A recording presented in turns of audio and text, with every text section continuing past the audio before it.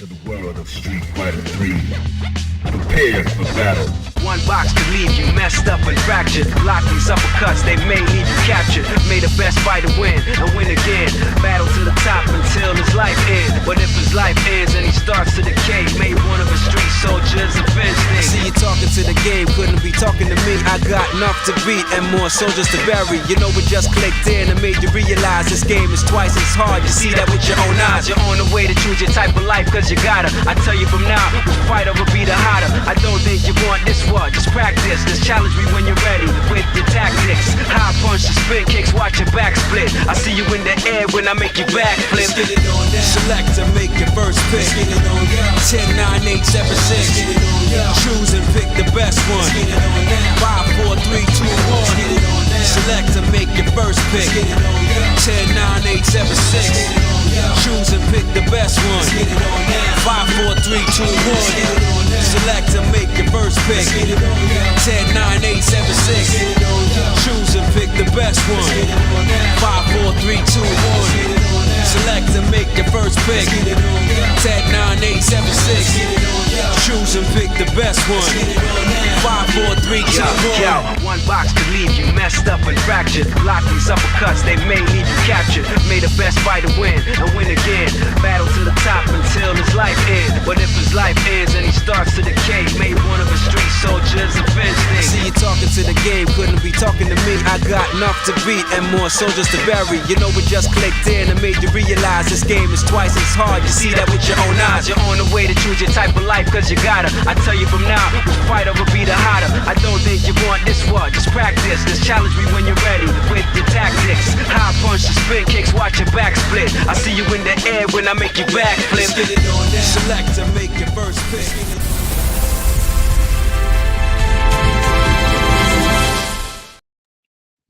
Hey, what is up, chat, internet, nerds, geeks, dudes and dudettes, and everyone in between? Welcome back to another episode of Gamer Quotient / Gaming Academy. If it's your first time here, hey, good to have you. Have a seat because we're about to learn some stuff through gaming and how to enrich your life through gaming. All right.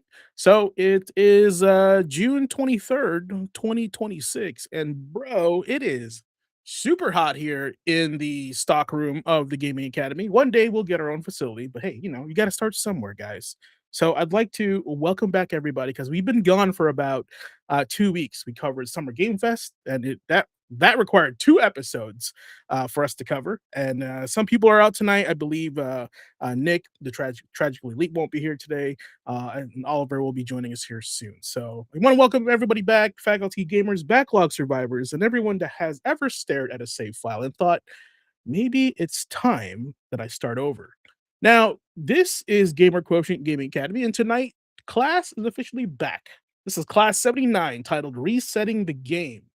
Now, tonight's lesson is about something every gamer understands, the reset.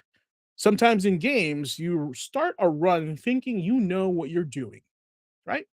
You pick your character, choose your build, spend your resources, you make your choices, and you push forward. But then, somewhere along the way, you realize, I done messed up, realize something's off, right? Maybe the build is wrong. Maybe the strategy is whack, not working. Maybe you missed something super important that you can't go back to, right?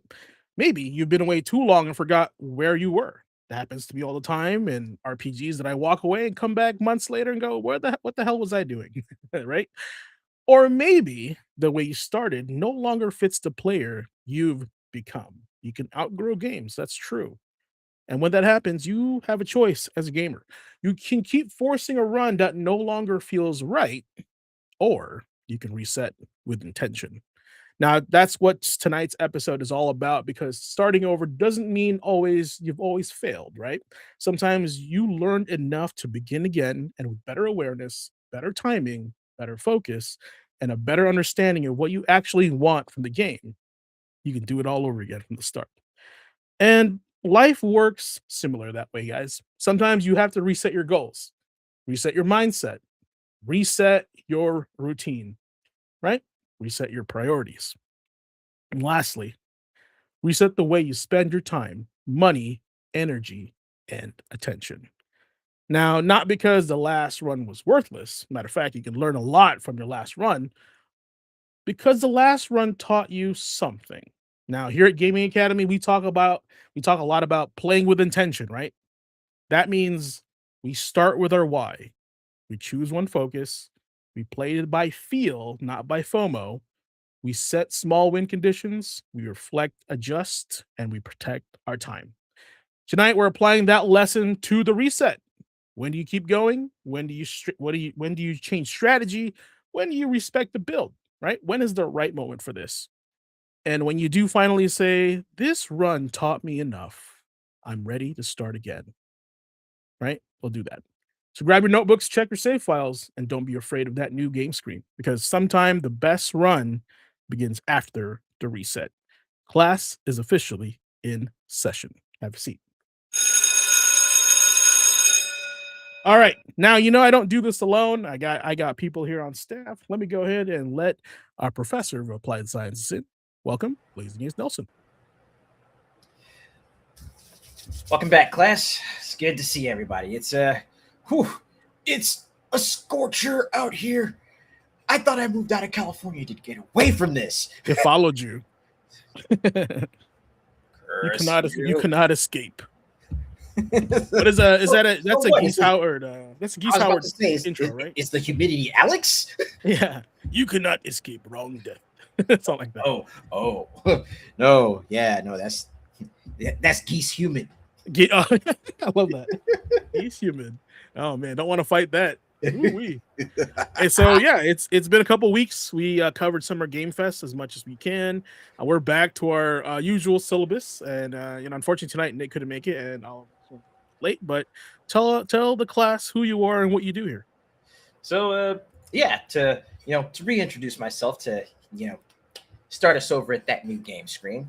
I'm Blazing Ace Nelson. Again, I am your professor of applied sciences here at the Gaming Academy. What I do is simple. I dig into the games alongside you. I help you figure out not only how it works, but why it works and why it works with you. That's what he does, guys. And don't forget, you have a segment right on the show. That's correct. I also do have a segment here called the Tech. This is that is again the main segment where I explain how these games work and how they work with you. We haven't had too many sessions of the Tech recently, largely because of a lot of what else we've been covering. But do keep an eye out, as the education is still coming between the Tech, between my segment with Oliver, PhD, and also with a couple of extracurricular classes that I'm going to be setting up outside of academy hours, which we can talk about a little bit later. Chad, if you want your elective points, tune in to the professor here on the show, okay? And where can they find you on the interwebs? Well, as you can see right down there in the lower, there we go, lower left corner there, Blazing Ace Nelson. Scrunch that all into one word. That's where you can find me on Twitch, on YouTube, on Kick, and take the G out of it because, well, he's got the G. And that's how you'll find me on Twitter. He's right, that meme. He's right, All right, wonderful, man. Good. Thanks for sharing. Okay, well, of course, this is the Gaming Academy, but the GQ in my name has always been a question that most people ask me about. Right now, for years and years, GQ was monopolized by a magazine called Gentleman's Quarterly. It's a men's magazine about how to dress up, what's fashionable, right? But little did they know, GQ stands for Gamer Quotient this whole time. So, but GQ, what does that even mean? I don't understand. What is a Gamer Quotient? Well, this is why we have this slide right here, guys. So, Gamer Quotient is exactly what your dominant play style is and how you show up in video games. I told you guys we're going to learn something tonight, right? And tonight, you're going to learn about yourself. Like, what is your Gamer Quotient? Now, everything here could be, you, right? It just depends on which game brings this out of you. So if you're going to lean towards a specific number, there's no wrong answers here. So, for example, I love I'm number 8 when I play fighting games, right? But I also the other day I was playing Core Keeper just for the hell of it. So I'm number 7 also, right? And then I platinumed Assassin's Creed Origins, which makes me a number 6 also. So there's a lot of different games out there that really bring out the gamer quotient in you. So feel free to kind of explore, take this chart, bring it with you wherever you go. And whenever you're playing with intention, go ahead and say, what is my gamer quotient for X game, right? So I'll throw this your way, Ace. So one of your favorite games is probably Monster Hunter Wilds, right? I That's would say correct. which gamer quotients do come out of you when you play Monster Hunter Wilds? When I sit down and play Monster Hunter, well, firstly, like one of the big facets of the gamer quotient that I immediately start locking in on is the strategist. Is number one, because with a lot of these hunts, you know, it's always a good idea to plan ahead, not just making sure you've got the right items, but also, double checking what weaknesses the monster you're about to hunt is, susceptible to. There's that. There's making sure that you have a proper build, that you have the stats that you need. Like, for example, as we were going up against Omega, Oliver mentioned one very crucial thing, and that's making sure that our defense was up. Mm. So that meant building up our armor beforehand, making sure we had the tools, and then, pretty much just making sure that we had our stats above a certain level so that way we could survive. Or like, when he's carrying people through proof of a hero, that is definitely one of those where you need to plan ahead because you need to know how long it'll take for you to take that first monster down. But also, you need to make sure that you have traps with you, plus the components to make more of them on the fly. Because part of the preparation is making sure you can keep those monsters locked down. Yeah, that definitely takes the number one gamer quotient out of you, right? The strategist there Oh as yeah. well. So, and what you'll find, chat, and audience, is that a lot of different games will convey each gamer quotient that you see here on the screen, right? I know some friends where they play Red Dead Redemption, they don't do anything in the game except hang out, and that takes out gamer quotient number 2 for them, right? The explorer, they just kind of like exploring, they like the scenery, but at the same time, number 5, they want to hang out with their friends in a video game, right? They're a social player as well. So and that could be in Red Dead Redemption, could also be different for somebody else, right? They could be the collector also for that. They could maybe they are the strategist for that. You can really take a game and bring a lot of this out of you, right? And see kind of like what it brings to the table for you for these games. Playing with intention is going to change the way you play video games, and it's going to return a lot more of your time back. It's going to honor your wallet, right? And also, and most importantly, your time, because you can never get more time back. Right? You can never make more time. You can only get time back to you. So, yeah.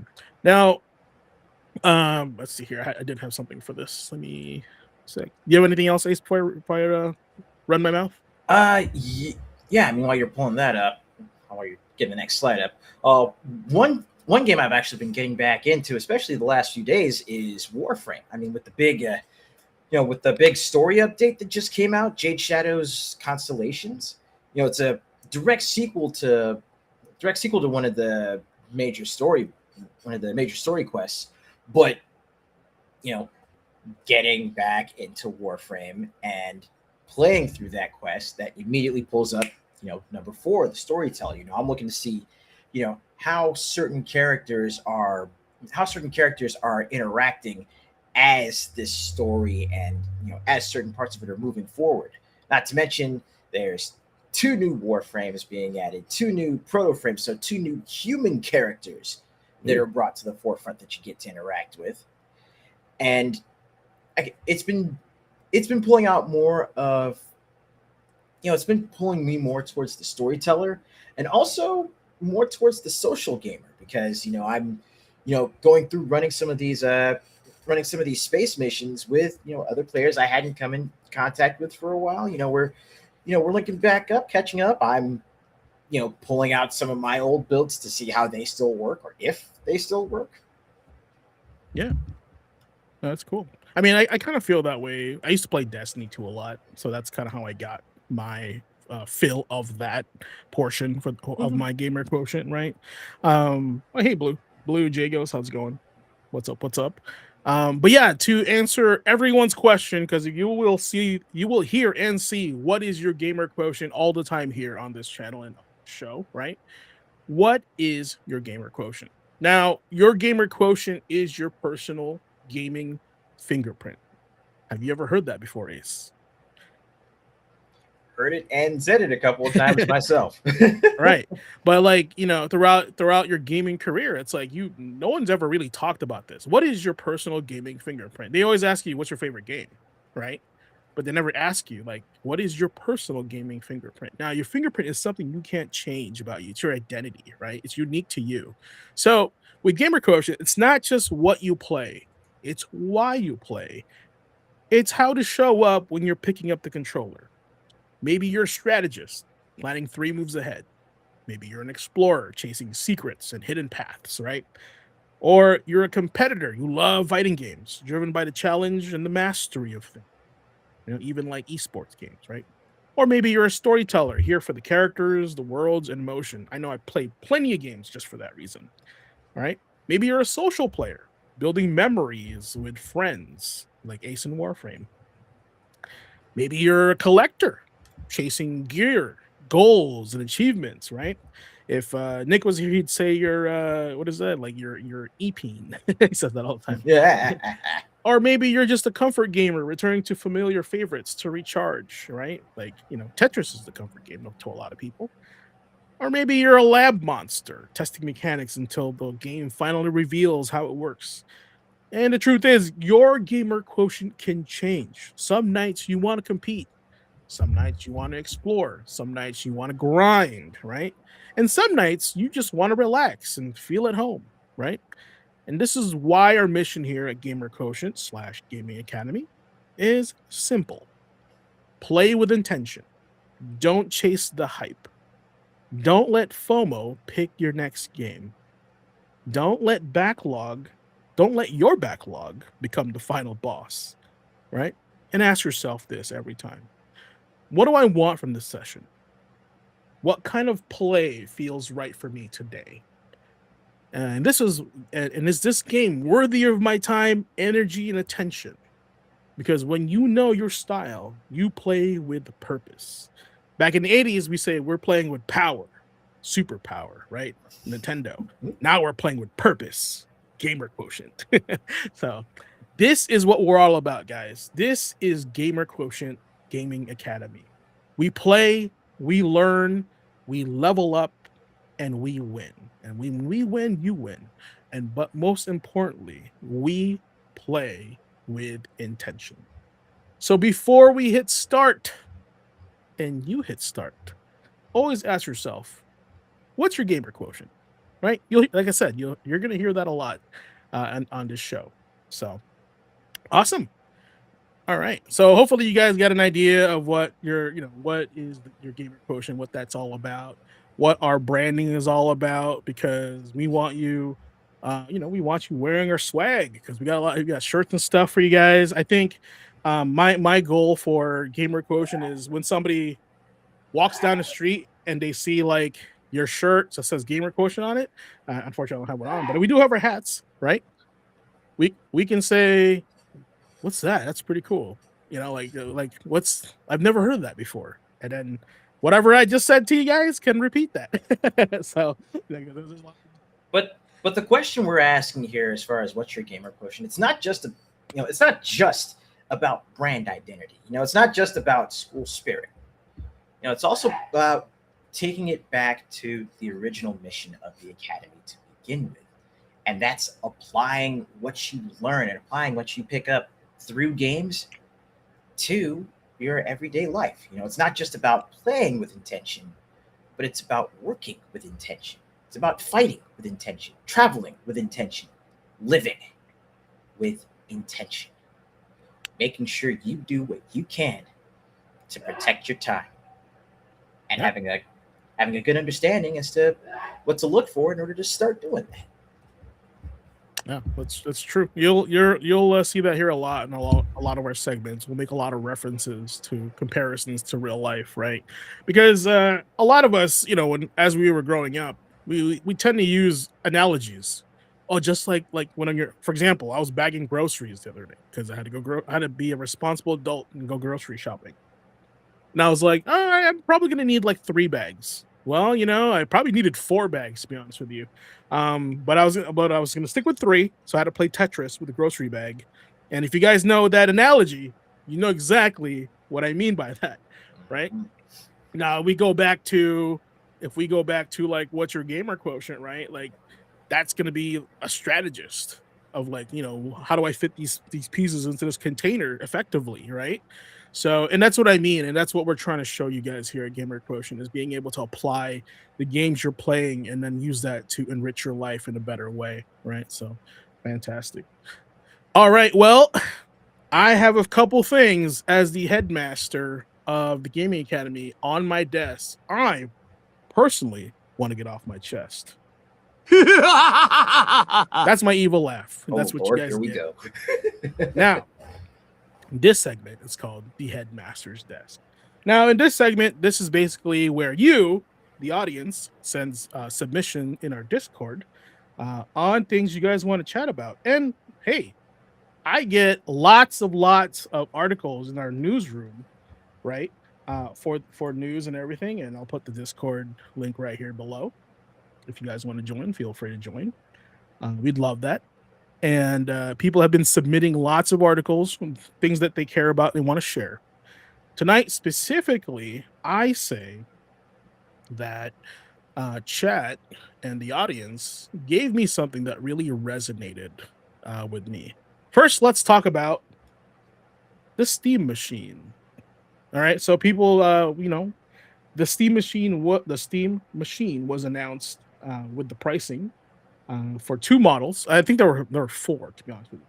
But the first 2 that are really standing out to me is the 512 gigabyte model for $1049. That's right, guys, $1,000 and $50 for a 512 gigabyte, right? And then the 2 terabyte model is 1,349. So that's another terabyte and a half for $300 more, which is, I think, fair, right? But boy, that is not a console price. I'm honestly kind of getting Neo Geo vibes again. That's literally mid-range PC prices. Yeah. I'll see if I pull this up here. Yeah, it's crazy how expensive that is. Yeah, let's see if we put that there. Okay, so this is here on the screen here, right?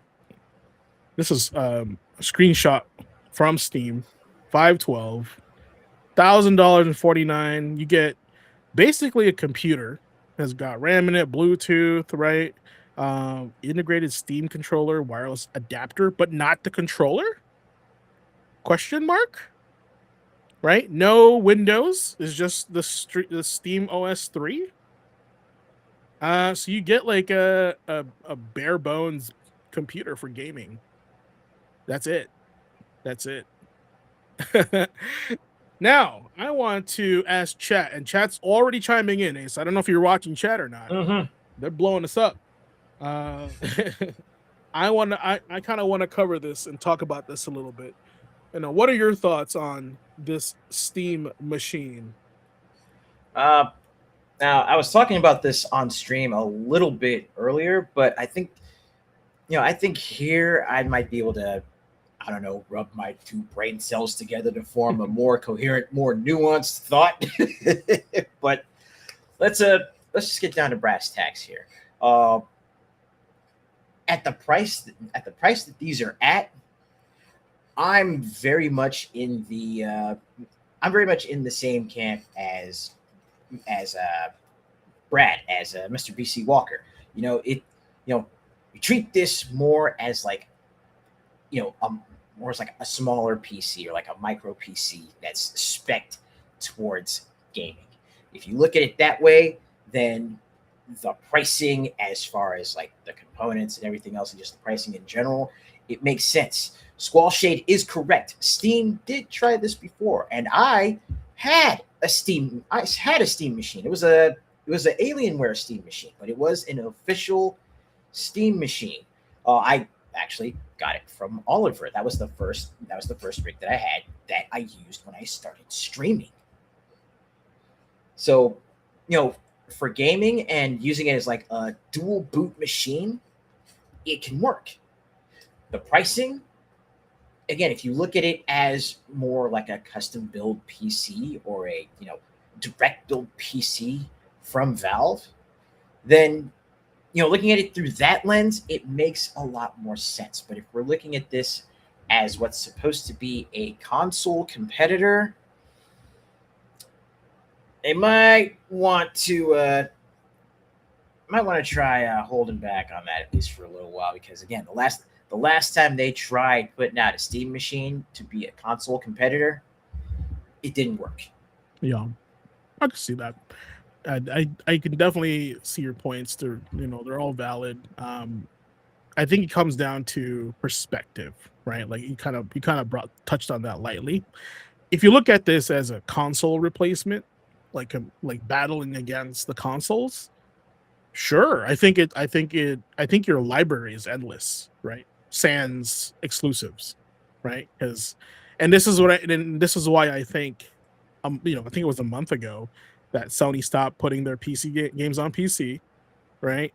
Because I think they just knew this was going to happen, right? So they're like, if I get a Steam machine, why would I get a PlayStation if I can play God of War or Uncharted on PC now, right? So, and it's all coordinated. There's some smart people working at those companies, and smart for who is another conversation, Right. right? But their job is to make money for the company, protect themselves and their brands. And I think if you're looking at this as like a PC just to play games in, and you like could care less about having a computer and you don't want to mess with computer stuff, this is it for you. It's basically a console for PC gamers. Right, there it is. That's your description. It is a console for PC gamers, streamlining your way to play games on your PC without the drama and all the BS of Windows and all that stuff, right? So I think it's great. Now, honestly, I think this console right here, at least the base one, if let's just say like stuff didn't happen in our world and our economy and RAM and all this AI stuff didn't happen, I feel like this machine would be the same price as a PS4 Pro or PS5 Pro. I'm sorry, a PS5 Pro. What, $700, right? Yeah, Around maybe there. like 650.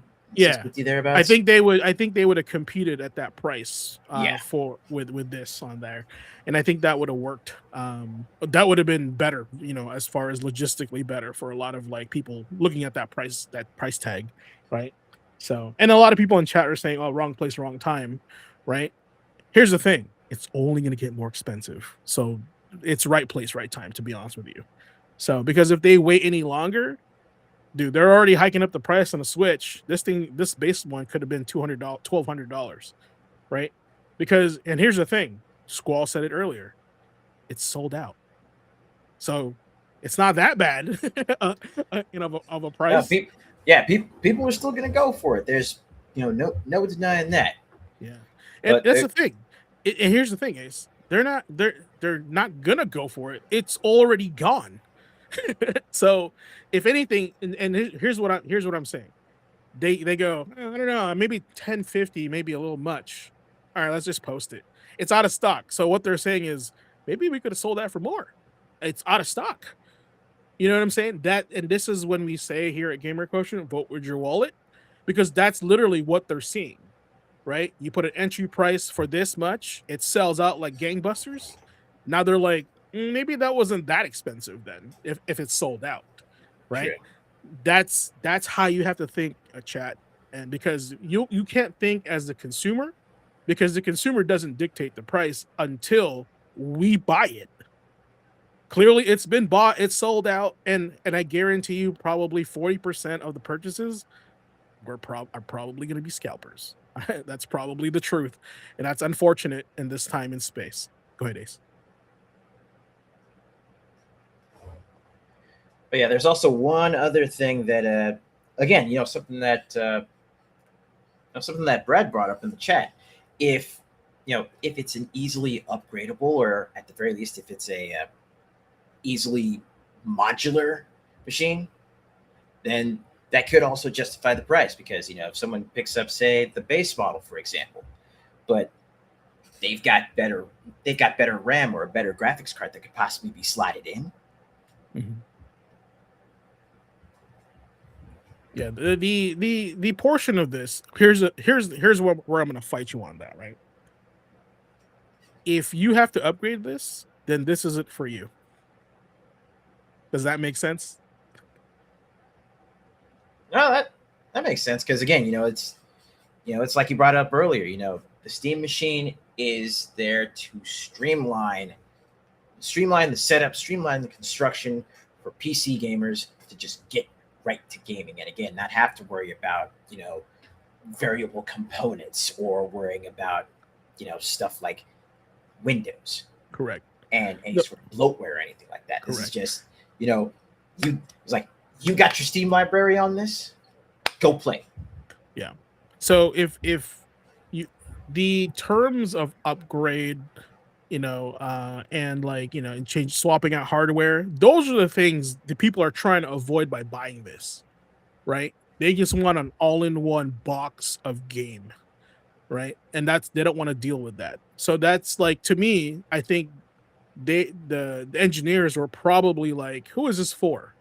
Because if you have to think about it, if this is for people that own a PS5 or Xbox, Series X, whatever you want to call it, how many of them actually have the cojones to change the hard drive in that thing, right? Out of all the people that own one, let's just say probably less than 10%, right? Or they don't have the education, so what they do is they just buy a higher console because they think they don't have the ability to change the hard drive out, right? It's a lot of ignorance behind it. So I think this will have that same effect also, if it's targeting that, to what I'm thinking, that type of audience, right? Not the educated of like PC gamers and stuff like that. And honestly, I think this is cool because if you already own a PC, right, getting a Steam machine and using it solely for gaming takes a lot of stress off your PC when you're streaming. So you can actually plug this into your PC and have your PC as your stream broadcaster, and this is your machine that you play your game on, and that takes off a lot off the processor and the video card stress on your PC. So it still has its use. Don't get me wrong, it still has its use, right? Mhm. So it just depends on how you plan on using it. A lot of people in chat are already kind of talking about, oh, this is how I'll use it. This is what it's for, and I love it, right? This is connected to this course right now. So I don't know, Chad. Is it an insert coin for you guys? Wait for continue or game over? What do you guys think? I'm reading some of this chat here. As a PC elitist, I'd rather toss Steam on a NUC and stream to that honestly. See, and that's what I mean. It's like you're a PC elitist, so you know what you're doing. You know what you want. This isn't for you. They're taking an average of like how much would you spend on a PC that looks like this, and all you would be doing on this PC is playing games, right? You don't care about internet, you don't care about like email or anything like that, right? Strictly just for playing games. Right. But yeah, for the folks that are saying, wait for continue on this one, like I'm right there with you, largely due to the fact that just with costs being what they are outside of gaming, it's a little on the tough side to justify four figures. Yeah, I'm with you guys. I'm not spending a dime on this thing. I think there's purpose for it, right? It's definitely not for me. And Squall brought up another very good point. It's possible they might bring the price down for Q4 because of the holidays. I mean, possibly. Here's the weird part, right? So Sony and Microsoft usually sell consoles at a loss, so they can grab the market share of the player base, right? So they can sell games, right? So who, I guess, like I honestly, I think all this would do is increase Steam sales if you're buying games on Steam, right? They get more commission for all the PC games being made there. And there's a lot of PC games, which is fantastic. Don't get me wrong, right? But they're not really stealing anything exclusive. If anything, what they're doing is, hey, do you want to play that game that's not on console? Come play it on our Steam machine, right? But at that point, you kind of have to divide that to like, there's the person that is not computer literate, and then there's a person that is computer literate, right? You divide the audience to two, right? Because if they are computer literate, they'll be like, well, I'll just get a PC that's like $1,100 and I have a whole thing I can use, right? Versus the uneducated one that will say, yeah, I don't really care much for a PC. I just want to play games on it. That's on PC. So it's wild. It's very like specific, right? You gotta kind of like, who is this for? And you gotta check all these boxes. Yeah. And there's a lot of boxes to check on this one. Fantastic.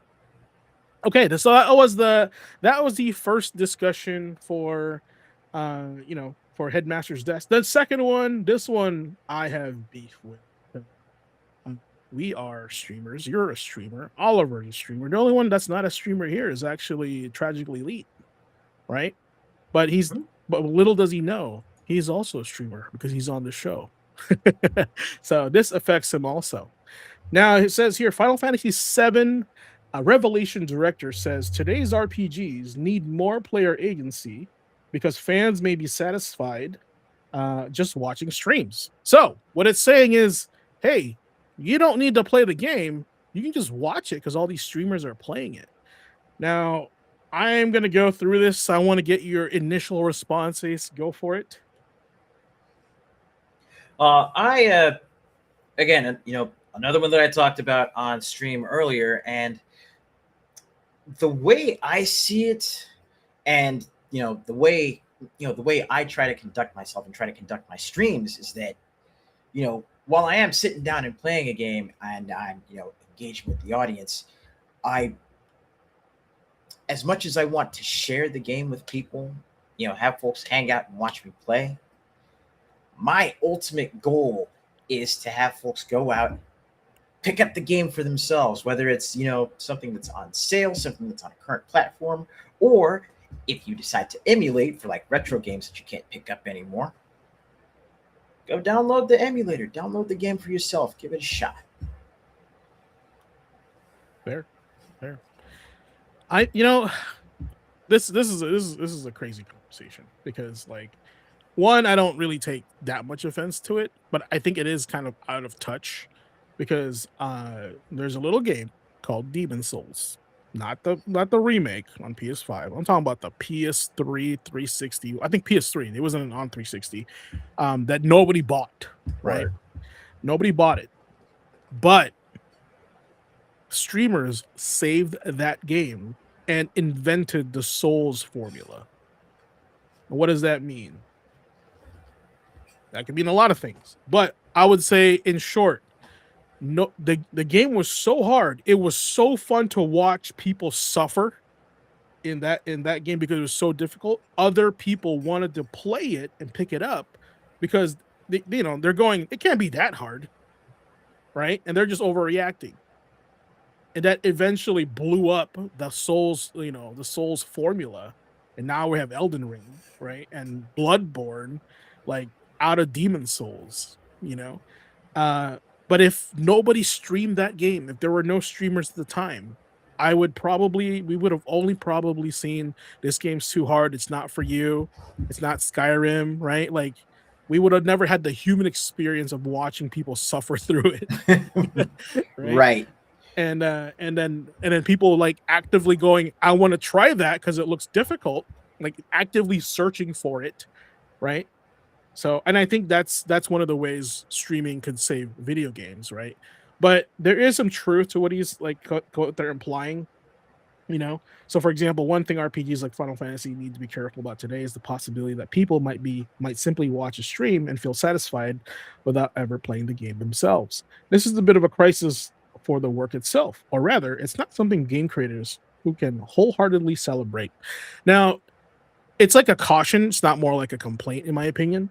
And this is why, you hear me talk about this on stream, that there needs to be more stream integration in games, Yes. right? Because I can yeah, immediately think back to, sorry, didn't mean to cut you off yeah, there, but I go can ahead. immediately think back to, the first Attack on Titan. Mhm, That mhm, game has Twitch integration where, again, the chat can, chime in and they can assist you. Like if you're getting low on supplies, like if you're getting low on gas for your ODM gear, or you're getting low, like your blades are starting to get dull, you can literally ask for help, and the chat can put in commands to help, get you back in the fight. mhm. That's That's that's why when we talk about it on the hypothetical Super Smash.tv, mhm, games like that would be perfect for it. But again, it can be a single player game, but having more audience interaction, or having the ability for more audience interaction as opposed to just, commentary in the chat, which we always appreciate it. But I mean, having that additional integration in games, or at the very least in more games, I feel it could definitely it it feels like it would be the shot in the arm that games and, viewing games and streaming games could definitely use. yeah. I think it's the next level of streaming, honestly. Right. And I think it could result in more sales, and this is why. Because I honestly feel that if you have a game, like Attack on Titan, you play it single player, you stream it, people watch it, play it, right? Now you add integration to that, like where the audience can participate in your gameplay or affect your gameplay in some form, right? Now the audience is engaged, first of all, so Twitch benefits, you benefit as a streamer, right? Because you have more engagement. How does the developer and publisher benefit? Because it sounds like it's more work. Well, I think if you have the proper integration, having that kind of experience where you become the viewer to a buyer of the game, because you want to be the person on the other side of this, it's going to be a different experience. Because if you didn't have it, everyone's experience will be similar, because all they're going to do is watch and they're going to play it, right? They're going to have their own reaction. I think it adds another layer of gaming interaction without having to play the game. And I think it would push entertainers and streamers that would like not necessarily play that game to buy it, so they can now have their audience experience it too, right? It's almost like extra ammo for them to buy a game. And then here's the thing: they might not buy the game for themselves for entertainment, but it's a lot of these guys use stream as a job, and they need more ammunition for this job every time. They need more games. They need different content, right?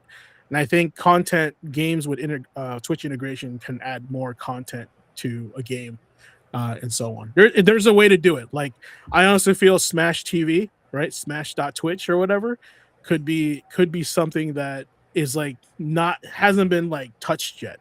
Right. Imagine Right. Vampire Survivors with Twitch integration, like massive Twitch integration. Oh, Right. a lot of the beat 'em up roguelikes that have been coming out, like Absalom, Yeah. with Twitch integration. Let the stream choose which ritual you get when Mhm. those come up, especially if you're doing a corrupted region run, Yeah. where you're just getting rituals, like you're getting those booms every time at the end, or like if it's integrated into something like Hades and Hades 2. Yeah. No, that's great.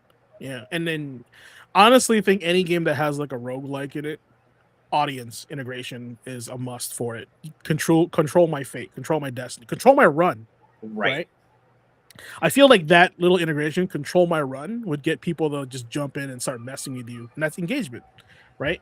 Now there might be toxic, but that's anything could have toxicity in it, right? So, I know, Chad, you guys are kind of like chatting about this. You watch Doom and Dark Souls from streamers. It's not exactly my first go-to game though. I was more Half-Life, LOL. I still guess Monster Hunter, but I love watching Oliver and Ace play it, right?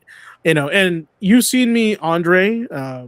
I played the demo for Adventures of Elliot, and you're like, I think I'm sold. You were playing it, and I think that's pretty cool. That's one of the ways to get people to buy more games is to have another person experience it first. And you go, that's pretty cool. Now I want to do that, right? And Right. I mean, to be, sort of like what Squall said a little bit before that. How they'll go in and watch someone play a game just to decide if it's worth the purchase price or not. yeah, I mean, absolutely. that's the basics as far as a lot of people going into these streams in the first place, not just for entertainment, but to get eyes on. If they don't have the ability, or if there's not an option for them to try a demo for themselves, they can at least go eyes on and go, does this look like it might be worth my time? Does it look like it might be worth my dollar? Mhm. If so, then yeah, they'll go out and grab it themselves. It's kind of the base level. It's the baseline level of what you want to accomplish with Twitch integration in games. I think that's the future. Why take it away when you just add more to it, right? Bingo. So, and it adds, and also I feel like it's fodder for like streamers. So if they saw something that's like, Final Fantasy 18 with Twitch integration, you'd be like, whoa, what's that? Like I think that's another selling point in my Right. opinion. So, GQ guys, me buying Onimusha, bless you, because that game is fun. There was actually a survey. I said the game was too easy. So if that game gets really hard when it comes out, you're welcome. Blame him. It's my fault.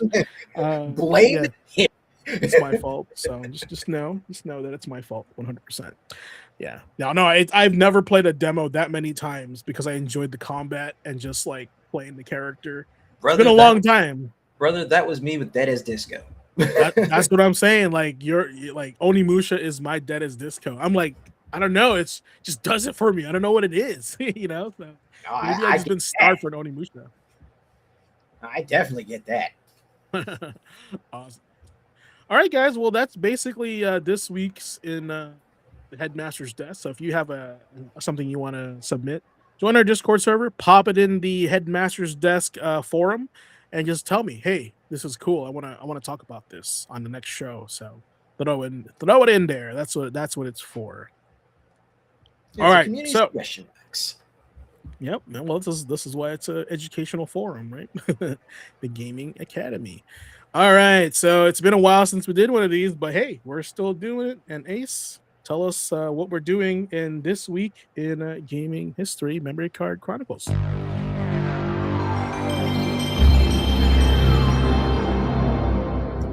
Let the nostalgia wash over you, folks. Yes, indeed. We are back with another session. So, in Memory Card Chronicles, this is where we tackle 7 days of 7 days of gaming history, where we talk about the hits, we talk about some of the misses, but most importantly, we talk about the memories that have formed around these games that have not only shaped the industry, shaped the hobby, shaped the art, but shaped us as well. Together, we revisit those 7 days worth of legendary releases, seismic industry shifts. We cover personal stories and the moments that made that segment of gaming history truly unforgettable. This week, we're going to be rolling from June 21st through June 27th. And I'm covering June 21 and 3 years back. 3 years back, we found the flame. We accepted the truth. June 21st, in Japan, we laid hands on Final Fantasy 16. Now, as we've all discussed quite a bit, especially in various streams, the honeymoon phase is pretty much over. And now there's a lot more people voicing their concerns and criticisms about the game now that enough time has passed that we can actually look at it a little bit more objectively with the benefit of distance. But even with the honeymoon period being long since over, I gotta admit, I still had an absolute blast on my first couple playthroughs, especially when I was streaming my first couple of playthroughs. I mean, the story itself and a lot of the setting, I thoroughly enjoyed. it was a departure from Final Fantasy 15. It got us, more back towards the fantasy, or in this case, more of a darker fantasy setting. But on top of that, what really helped drive the game, I think, is our main character. Clive is a solid hero.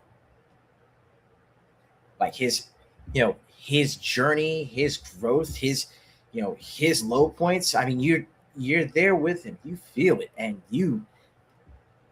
there's a segment near the beginning of the game where you can see in Clive's eyes that he's not having a good time of it. He is about ready to do something drastic.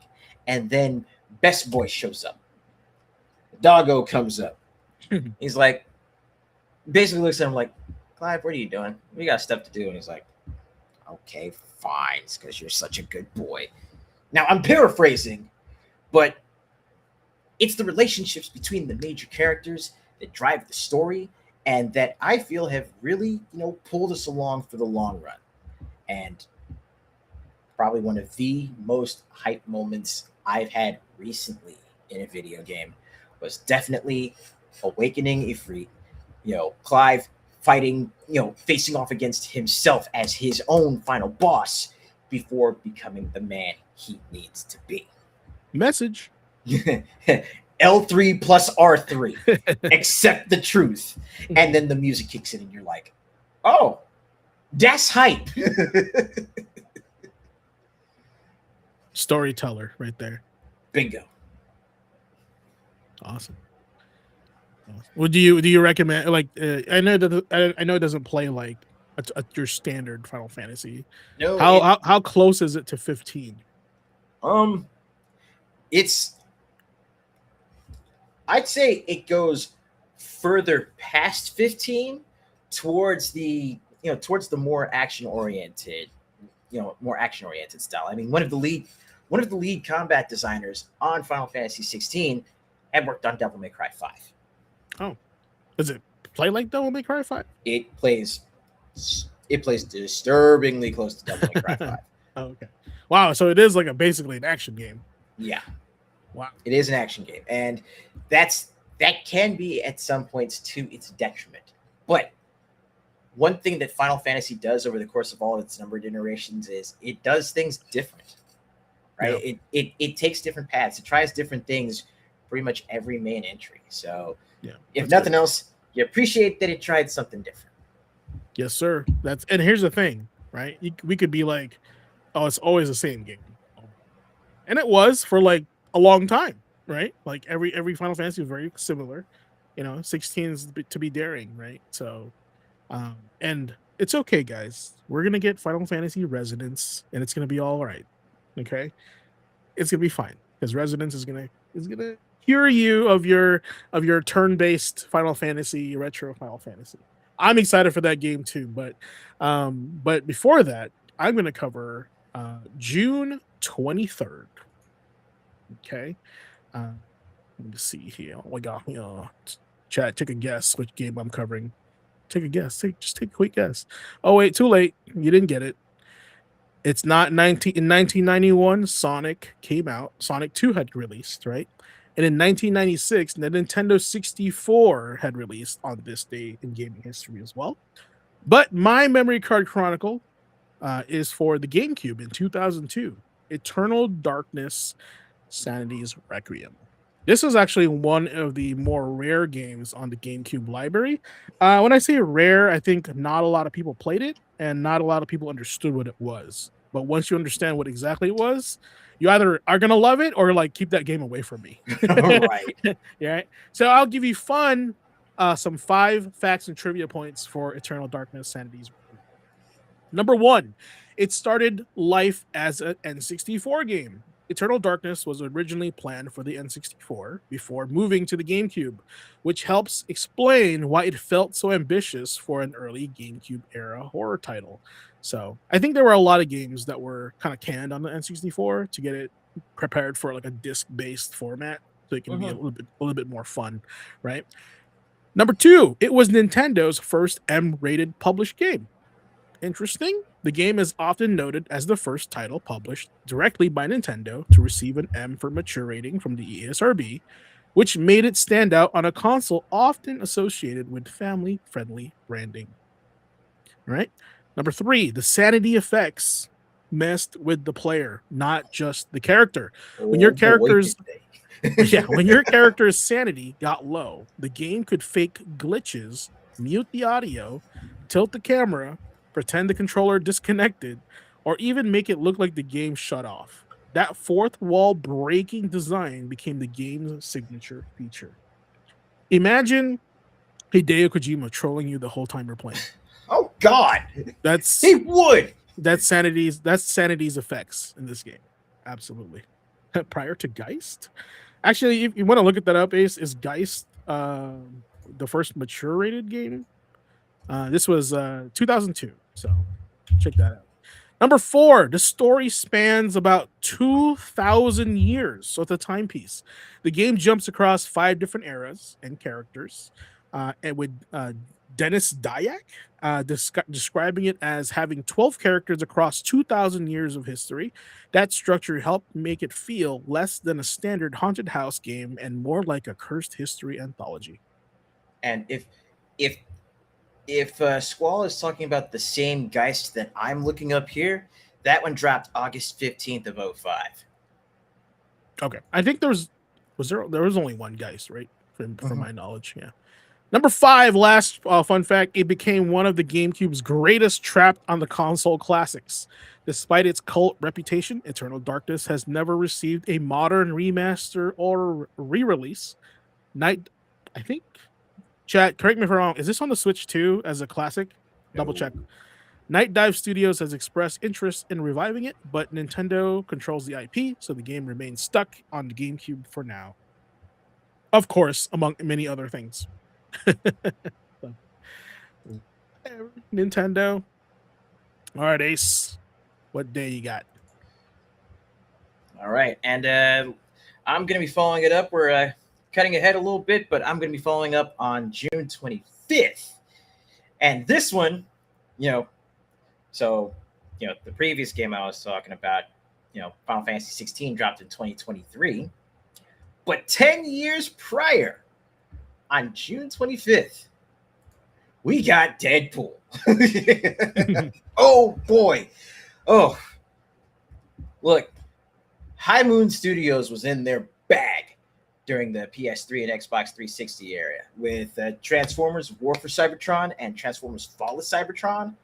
They took that magic and basically brought it with them into working on a Marvel licensed game. And Deadpool is distilled comic book lunacy. You've got Nolan North in his element. Took him straight out of Ultimate Marvel vs. Capcom 3 and just plucked him right into his own game. And it is a madhouse. I sat down with Thomas Duder when we were doing our podcast format game reviews, the Hooligans. I sat down with Thomas Duder, reviewed Deadpool, and I swear to God, we spent bare minimum half of that podcast laughing ourselves sick. That game, I know like the Marvel IP is kind of all over the place. This is like made by Activision or High Moon Studios, published by Activision at the time, right? Mm-hmm. But man, the game needed to be optimized so much and so bad. It did. And for a while before the Activision titles were delisted, I do believe Deadpool was on Steam. It was also, it was on PS4 very briefly also. I think that was the same time. And it's very hard to find. And I think you're looking at maybe $100 for a used copy on PS4 for it, right? Yeah. No, that is going to be a treasure hunt and a half. But yeah, believe me when I say, even outside of the optimization issues, if you're sitting down just looking for a good time, you can't go wrong with Deadpool. If you're a fan of Deadpool, it's not a perfect game, but it's a fun game. Like half of it, like I said, Ace said, half of it you spend laughing because the writing is hilarious. It's very Deadpool-esque. 2 words to look out for while you're playing this game: reset button. Thank me How- later. how on brand for tonight's show. Hitting that reset. All right. There we go. Yeah, check that out, guys. All right.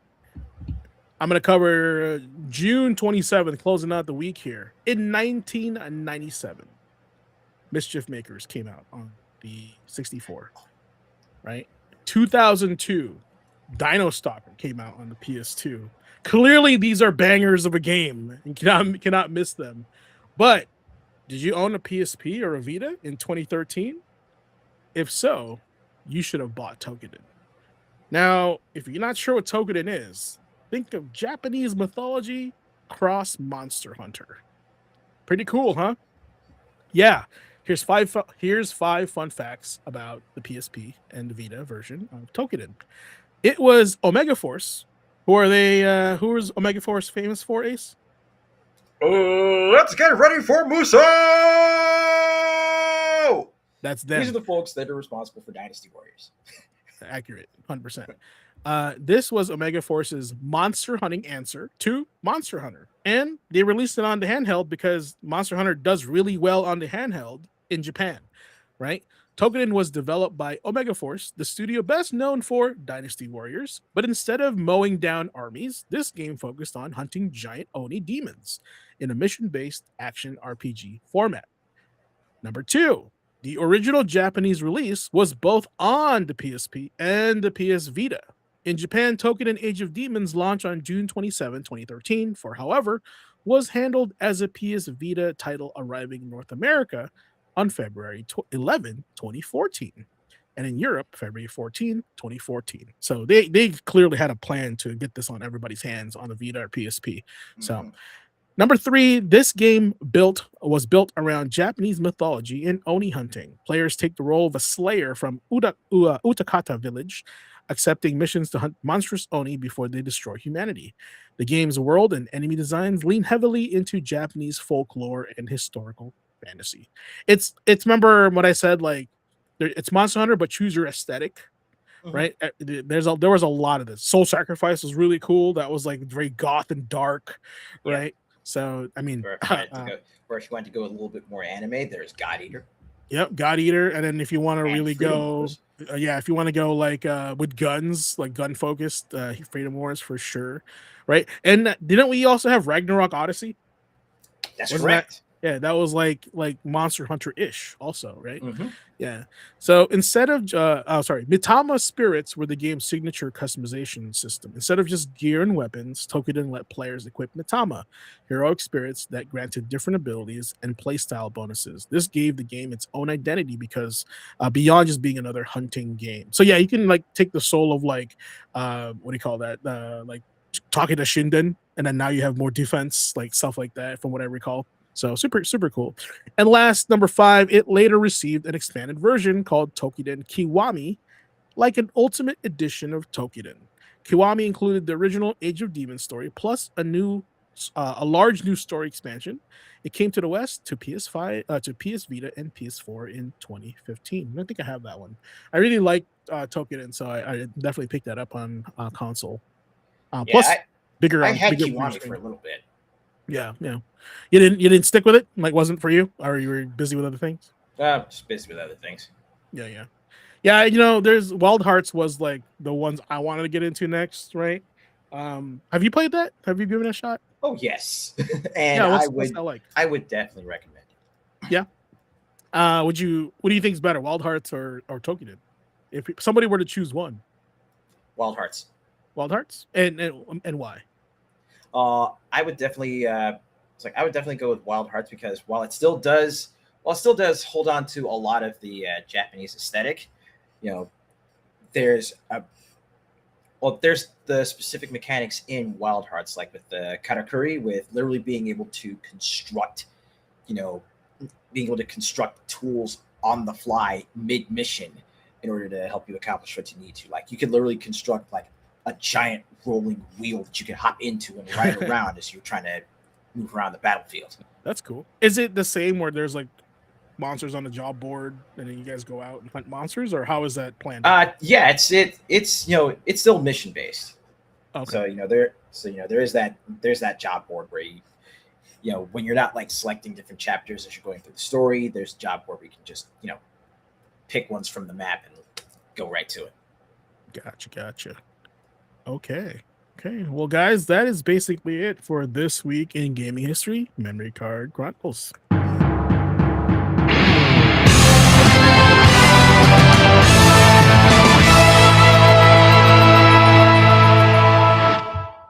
Well, tell us what's going on in this image, Ace.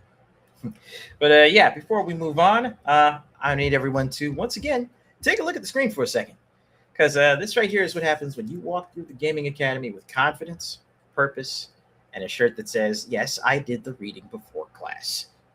This image right here is giving full rival schools energy. White coat, clean hallway walk, everyone turning around like Kyosuke just entered the building, and the final exam suddenly became a style check. And right there under the jacket, I mentioned it earlier, PHG, the philosophy of gaming tee. It's not just a shirt, much like everything we do here. It's a mindset. It's for the gamers who think deeper than what's top tier. It's for the players who ask, what am I learning from this match?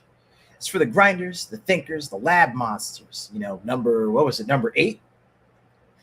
And the people who know that sometimes the real combo is strategy, discipline, and a good fit.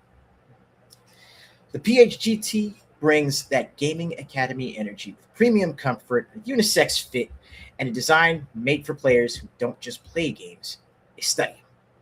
Academic by design, gamer by nature, legendary by choice. So if you want to rep the academy, wear the mindset, maybe turn a few heads on your way down your own campus hallway, and grab the PHG Philosophy of Gaming tee at gamerquotient-shop.fourthwall.com. One more time, that's gamerquotient-shop.fourthwall.com. Class is in session, y'all. The hallway's watching. And remember to keep asking yourself, what's your gamer quotient? There it is again. We're always asking that. And to get you a closer look, this is the front of the shirt there, like Kyosuke is wearing. But the back of the shirt is where it really shines. Has Ace and Oliver there for PHG. Right? It's super cool on this card that's made on there. And on the shoulders, you get the welcome to the next class print and also the gamer quotient logo print. So there's lots of graphics on this. It's just pretty sweet. So one of our better shirts out there. Yeah, and I mean, just looking at how the designs are laid out, it's literally like, I feel like it's a great fusion of what all of us have done here on the show. Yeah, because I mean, it kind of gives me like almost esports vibes. Yeah, like a jersey, right? It's pretty cool. It's a front. I like it, and it looks really good in chocolate. Just let you know. Yeah, that's like my favorite two colors is chocolate and then navy. Navy's really cool too, right? It really pops those colors out. But if you're like super confident, get purple, 100% easy. Look at that, because that's purple in here, purple there. It looks really good. It's so cool. So go with what level of your fashion level is. You have choices. What's your fashion quotient? Yeah, there you go. Your fashion quotient. Awesome. All right. Thanks for that, guys. And we also have some other stuff there. So if you want to rep like stickers and stuff, like it's all there for you. And it goes toward to keeping us to doing the show. So if it helps keep the lights on in the academy stock room, so that way he's not fumbling around in the dark. Yes. Yeah. Help. We need AC. I'm dying in here. Brother. Yes, help us upgrade our AC, please. There's a one window in this room and it's sealed. I'm dying. Send help. Send an AC engineer, please. All right. So the first portion of the show we talked about, we asked you guys, what's your gamer quotient, right? But also, if you look at the bottom there, it says, know your style, play with intention. Now, these two are kind of like, they're kind of complementing ideologies here at Gamer Quotient, asking you the question, what is your gamer quotient? And at the same time, during that, playing with intention, because these two interact or connect together, to kind of synergize together. So Ace here is going to tell you a little bit more about what we mean when we say playing with intention. So, Ace, if you could to educate the people. Oh yeah. So when we say playing with intention, what we mean is, don't just press start and play on autopilot, right? I mean, some days, you kind of just want to zone out, and that's fine. No shame in it. But more often than not, you want to try and go into it with a little bit more agency yourself. Ask. We ask, why are we playing in the first place, right? Are we here for fun? Are we here for challenge, for story? Are we here for social time to link up with your best mates on PSN or Xbox Live or Steam? Are we here for skill building? Getting better at a particular game, like say, it doesn't matter if you're competing, but if you still want to get better at like Street Fighter 6 or Tekken 8 and you want to go and play online, then yeah, that might be a reason you want to get down and get in some lab time. Or like I mentioned, vegging out earlier, sometimes you just want a little bit of peace at the end of a long day. When you know your why, the session already has direction. And that right there is when we choose one focus. Maybe tonight's goal is to finish a chapter in a particular game. Maybe it's to practice a combo. Maybe it's to explore a new zone. Maybe it's to just play with friends and enjoy the moment. Not every session has to be a grind. Not every game's got to be completed. Not every night has to be productive in the same way. That's why we play by feel, not FOMO. We don't have to play everything. We don't have to chase every trend. You don't have to let the internet decide what belongs in your rotation. That choice is best made by the person you look at, by the person you see when you look in the mirror. And once you find what matches your mood, your time, and your life, then take it a step further. Then you set small win conditions. Maybe a win for you is just 30 minutes of progress. It could be 3 online matches, win or lose. It could be 1 quest completed. It could be 1 boss attempt. Small wins are still wins. They still count. And after that, give yourself a little bit of time away from the screen, and reflect and adjust. First question you always want to ask yourself is, did you enjoy that? If you had fun, then, you're already well on your way to determining that it's worth your time. Did it move you forward in any particular way? Did it help you advance the story? Did it help you learn that combo you were trying to perfect? And most importantly, well, before that, once you answer those first 2 questions, what do you want to do next time? Set yourself up for what you want to do next session. And what's most important is to protect your time. Your backlog ain't a race. Your hobby's not homework. It's okay to pause, drop a game, restart, or just come back later. Because intentional play turns gaming time into meaningful time. So before every session, ask yourself, what do I want from this? How much time do I have? What would make this session a win? And am I playing because I want to? Sum all that up, that's playing with intention. You play with purpose, not just on autopilot. And always ask yourself, as I stated earlier, always ask yourself, what's your gamer quotient?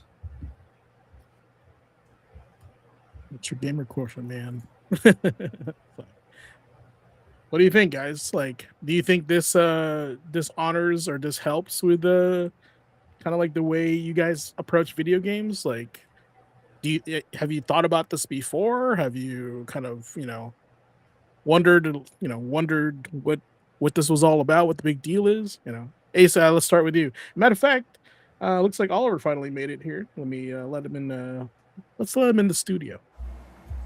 Hello, sir. Welcome. What time is it? Where am I? He has arrived. It's like that John don't Travolta recognize one. this place. I would love to. I caught only part of that. Can you give me the quick rundown on the question again, please? No, we're just saying welcome, and we were just chatting with this whole formula of playing with intention and how you can leverage this with your time and your life when you're playing video games. Oh yeah, you know you got to do it. You got to do it, especially with the state of and prices of games right now. Just getting in the front door is already hard, right? So Yeah, we were talking about that a little bit earlier with the Steam machines. yeah, so you've covered that already. Yeah, because I've got some thoughts. I'm like, I am simultaneously perfectly pleased with it and horrified. I think that's where we were at too. We were I'm like, like, this is that's good and great bad. because I love the first Steam machine. Everyone else hated the Steam machine, but I actually love the first Steam machine, especially when they came down in price because nobody was buying them. And it's like, actually, this is really competent hardware. It made me play more Steam games, right? Because And you passed it on to me. and I passed it on to him, right? As I just had a better PC at that. Excuse me, at that point. But they really do that, like the idea is just getting as many obstacles out of the way for the Yep. player, right? So that you can just sit down and play the game instead of futzing about with all kinds of settings and wondering why Windows is acting up and blah blah blah blah blah. Like I understood what they were trying to do, and so this is just a natural successor to that. But here's the conversation that I was just having when I was on stream that I haven't seen, and I'm just wondering. I don't understand. So Intel for the longest time was doing the Intel NUC, right? The next unit of computing, like really small computers that basically have like a ton of laptop got shoved into them, and they're really really really small. They're really cute too, Yeah. right? But if you just need something to do Windows stuff on, hey, you need to type some stuff up, blah blah blah blah blah. Not any like hardcore gaming, but you can do some gaming. Yeah, they work. In fact, I streamed from one for a while. Like they're super small, and then they sold the NUC brand. Intel sold the NUC brand to Asus, right? And so they continued to produce that form factor, but Intel was just like, we got to move on to other stuff. One of the things that comes along with those NUCs is that you can buy them bare bones, right? So you have the chassis, the board, the CPU, all that. You just don't get your own memory, and it doesn't come with its own RAM, right? So it's bring your own, right? And of course, that brings the price down. And I'm looking at the Steam machine and I'm going, why are you not doing that here? If you're going, oh, the prices of this stuff is just insane. Okay, but you need to offer a fifth SKU that is no Steam controller, no SSD, right? And no RAM. And that's big for somebody like checks the hell out of me, if these things aren't just completely soldered on to the board, if they're user replaceable things, literally sell the Steam machine without it. Like Steam OS is free to download. Like it's not a big deal. So it's not like, oh, then I couldn't even get your own damn SSD, download Steam OS and shove your own DDR5 in there. Maybe you can find a deal somewhere or whatnot, and then sell it like way closer to the Steam Deck, right? Sell that for $600. People will go, you know what? That's understandable. Like a lot of people who are already interested in this have a certain degree of computer knowledge already, right? And the idea of upgrading, a little bit of RAM, right? Oh, open a box, pull a couple of screws, and click, click, and that's it. You're done, right? And here's what I do know. Like, I do know that they said that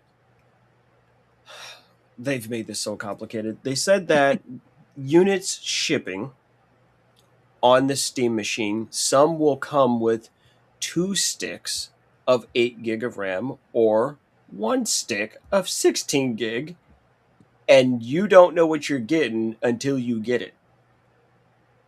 Like, what? Yeah, that's just how they're doing it. Like, that's how hard they've been trying to do this, when it's like, but you got a whole thing over there where you've got the NUCs, you can look those up.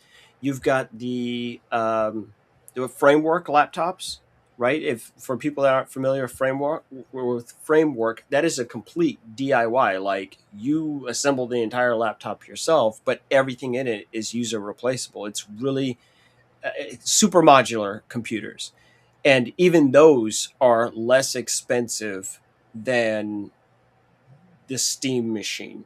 Like I'm not 100% on this, but if I went and looked, I can probably buy a framework laptop and have a dedicated graphics card for it, and it would come in less than the highest tier Steam machine. Like I don't know what Valve's doing over there. It's super cute though. I just want to get it and just boop, put it on my desk and just polish it and like treat it like Gollum out of Lord of the Rings. Yeah. my precious. Yes. So currently, right now, the Steam machine has 4 confirmed SKUs. Yep.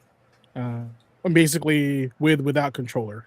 You know, the Yep. 512 with or without, and the 2 terabyte with or without controller. But the thing that we were talking about earlier, when we were talking about the article or the announcement of the pricing and this box basically, was who is this for, right? And why did they create this? Because I think one of the things I mentioned was that, is this really for a PC enthusiast when they can just get a PC? And what I mean by that is like, I'll get a gaming PC, right? I won't. Mhm. I don't even care for anything else. I'm gonna play it on. I'm gonna play the Steam. I'm gonna use Steam for this thing. But because I think Steve from Yo Video Games is the prime example who this is for. Because Steve is not computer literate, and they repeated that always on their show, that like he hates fixing computers. He doesn't. That's why he's primarily a console player. But the Mhm. fact that the Steam machine's coming out, it's for him because he doesn't want to mess with upgrading or Windows or any of that, because he's not computer he's computer illiterate. So I think like maybe when they created this thing, it wasn't intended for. Maybe maybe it is. I don't know. I don't know too much about it. It just came out, or it's good about to come out soon. I honestly feel like these guys were like, this is made to be an in-box experience. And if you're gonna tamper with it or mess with it, and I don't know if you can, because we were talking about if it's soldered in or not. It's maybe you should just get a PC for a better value. Now, I don't know anything about prices. I haven't built a PC in a long time. So I feel like you're the one more educated in that portion. Can you kind of elaborate on that? Yeah. I do know that people are already doing comparable builds, right? Trying to see if they can actually get better value, and they're basically succeeding in it right now. Um, Even with the price of RAM and the cost of SSDs and all that, they are still pulling better spec machines for bigger, right? Obviously, right? Like you can't get down that far. Um, I would say that, like you said, it's made for people that literally don't understand this stuff and people who don't want to be fucking bothered with it, Yeah, right? that's it right there. Yeah, that's I exact. Don't want to learn. right, and I'm that guy. I know how to replace all that stuff in my machine. I service all the machines in my house, right? Like I'm the guy that's getting in there and having to do command lines and all this other stuff. But when it comes to my fun, I want to create a mental separation, right? I don't like I still remember when I first got my very first gaming PC over 20 some odd years ago.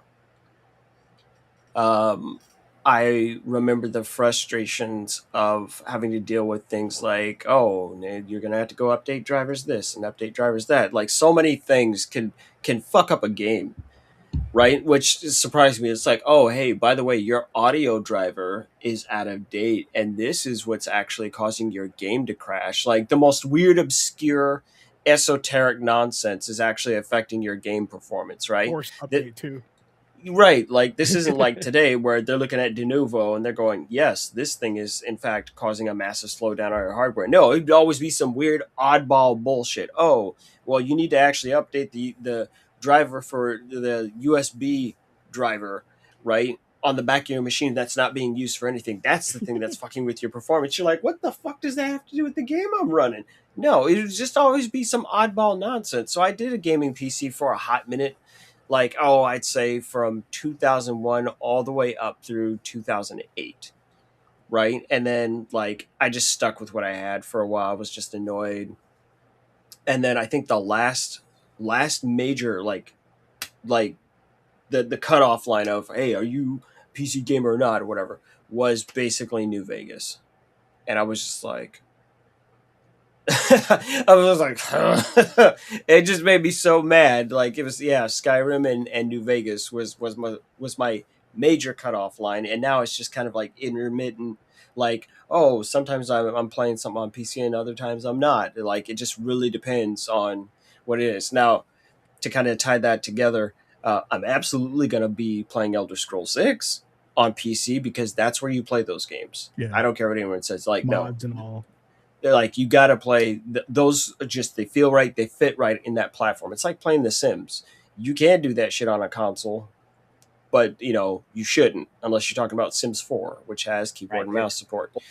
Or it's like KOF. You can play it on a keyboard. Right? You technically can. It doesn't mean you should, but it's certainly there. So I look at this Steam machine, and I feel this is the first time you're ever going to hear me say this. I feel bad for Valve. This is the second time that they have tried to make a dedicated piece of gaming hardware. Right? This is the second time. Like, no, this is what this is for. This is the smoothest experience you're going to get. And something always happens. Something always gets in their way. It's like, oh man, they had this great thing, and now the market value of it is gonna go crazy, right? Just because no one can source these things. If they had run into if they had used DDR4 RAM, they would have been able to save themselves from this problem. But no, they're using DDR5. I'm like, just looking at this, I'm going, my game machine uses DDR4 right now. And Dead as Disco, I can run that, max the fuck out all over the place. And it barely does a dent. And my machine is a micro size machine. So I actually have an idea of what the Steam machine is like spec-wise. Steam machine right there. Let me see. Yeah, that bad boy. That shit right there is tight. Like, let's not talk about that ugly ass controller. No. Yeah, that didn't sell me on that. I had a USB converter for a freaking PS2 controller. I just hooked that in. Right. It's like, don't do that shit to yourself. You pick up a damn Xbox 360 controller, right? And you go to town with that. You're like, oh, this is nice. Yeah. That's right. You did send along a 360.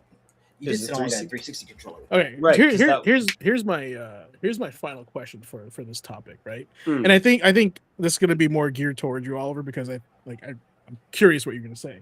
Shoot. What do you think is a better value for the consumer? An Xbox Series X, because I think that's stronger than a PS5 to my understanding, right? With Game Pass, right? Or a Steam machine with Game Pass. Isn't that crazy? Now, let me tell everyone at home why the boss asked this of me. Yeah. On the day of my daughter's wedding.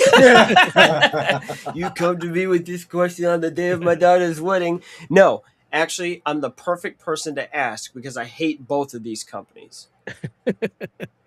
No, both of these companies get on my nerves. Valve gets on my nerves and Microsoft gets on my nerves. So I'm the perfect person to ask this question because you're going to get a genuine bona fide answer out of me that's going to shock you. The best value for your money is get a Series X. Absolutely. Hands down. Every day of the week, twice on Sunday. Right? Like, now allow me to illustrate show us your work. My argument on that one. I was not sold, right, on the very idea of the Xbox. I've had no good history with the Xbox. I've owned every Xbox except for the Xbox One. Somehow they just keep fucking showing up in my house. I'm like, why is there an Xbox here? I didn't want this, yet it's here. So to just kind of jump back into time, like super brief, but the original Xbox dropped, very shortly after the demise of the Dreamcast. A lot of Dreamcast games made their way over there. So, hey, Jet Set Radio dropped over there. The Dead or Alive franchise dropped over there with Dead or Alive 3. Ninja Gaiden showed up over there. Dead or Alive Extreme Beach Volleyball. I don't give a fuck about Halo, so that was not even on my radar. Shenmue and Shenmue 2, like Shenmue 2 caught its release right, like literally the week that it was coming out. Sega canceled it. It was printed. It was done. Like, oh. And so, like, GameStop and whatnot, Funko Land, had to scramble to try and figure out how to fulfill their pre-orders. And so they ended up like getting the European version of Shenmue 2, which shipped, and then selling people literal discs that would crack your Dreamcast to allow you to play EU Dreamcast games. So, long story short, it was a real hot mess in that time, and Xbox kind of swooped in there and saved some stuff, right? With between that and Phantasy Star Online coming out on the GameCube and coming out on the original Xbox. We can't forget one of the most goated games of all time, right? With Elder Scrolls 3 Morrowind, right? And I still have the strategy guide for that, and that thing is a fucking tome. And there's nothing different about it. It's the same damn strategy game or strategy guide for both the PC and the Xbox because it's the same version of the game. In fact, reviews docked the Xbox version of that game points because they said it was too good to be on a console. It's the craziest thing you're ever going to see. So from that point, I jump forward in time. I see all the stuff that's going on with the Xbox 360, the Red Ring of Death. I'm like, y'all over here just throwing money away because they cheaped out on you trying to be ahead of Sony releasing, and you've got this catastrophic failure rate of nearly 50%. And I bought that Xbox 360 for one fucking reason. One, Dead Rising. Because I have to be there. I had to be there. I had to be there to play Dead Rising. And that is also the game that forced me to buy an HD TV back when 720p was all the rage, right? And then Xbox Live and having to pay for this nonsense and watching Microsoft nickel and dime you to death. Oh, look, you want a hard drive? Oh, that's going to cost you extra. You want memory card? That's going to cost you extra. You want Wi-Fi on your Xbox? Oh, that's going to cost you extra. Oh my god, I forgot about that. And it was not cheap. It was not cheap, kids. No. That Wi-Fi adapter was $100 just to do. You're like, what? For wireless? Yeah. Well, Wi-Fi wasn't like really huge at that point in time. Like people tend to forget. Like Wi-Fi's. It took a second for that to catch up. Homies remember the days of running Ethernet cables everywhere. You'd be having that shit go up and over the door frame and all that and tacking things in and making sure that you can wire everything in your house. It was a hot fucking mess. I just have a bad history with Xboxes. So for Father's Day, I want to say it was 2 years ago now, I was just looking at the Series S. I was like, the value proposition on this is really good. And this is kind of a smart play out of Microsoft, right? To do the Series S. It's like, hey, it's definitely better than the last thing we have, but it's not as good as our top of the line. Oh, it's only $300. And you're like, compared to the other stuff, like, yeah, I can afford to dip my toe in there and just mess around with Game Pass and figure out what you guys have got going on in your ecosystem. And the fact of the matter is that I sat down and I took this itty bitty Series S. It's cute as a button.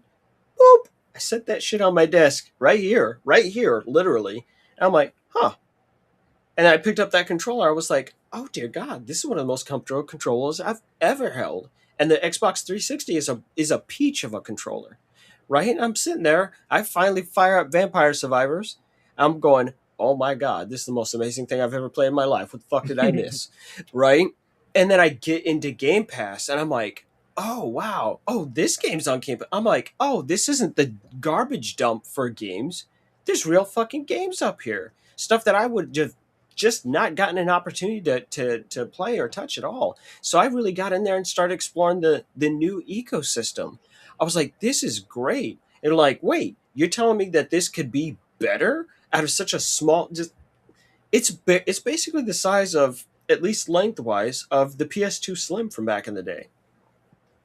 And I was just messing around with it. I mean, obviously there's heat issues and other things like that, but Hmm. I said to my wife, I was like, I think I want a Series X. I'm like, this is really good. I'm like, oh, and this is tied into my Microsoft account if I want it to be. Oh, wait, you mean there's a bunch of games that I buy on here, and it's literally cross buy, right? So Xbox, Play Anywhere, or with PC Game Pass, you can do Game Pass Ultimate, and that includes PC games and just Xbox only games. Like, I do that, and or I bought State of Decay 2, one of the best fucking games I've ever played in my life.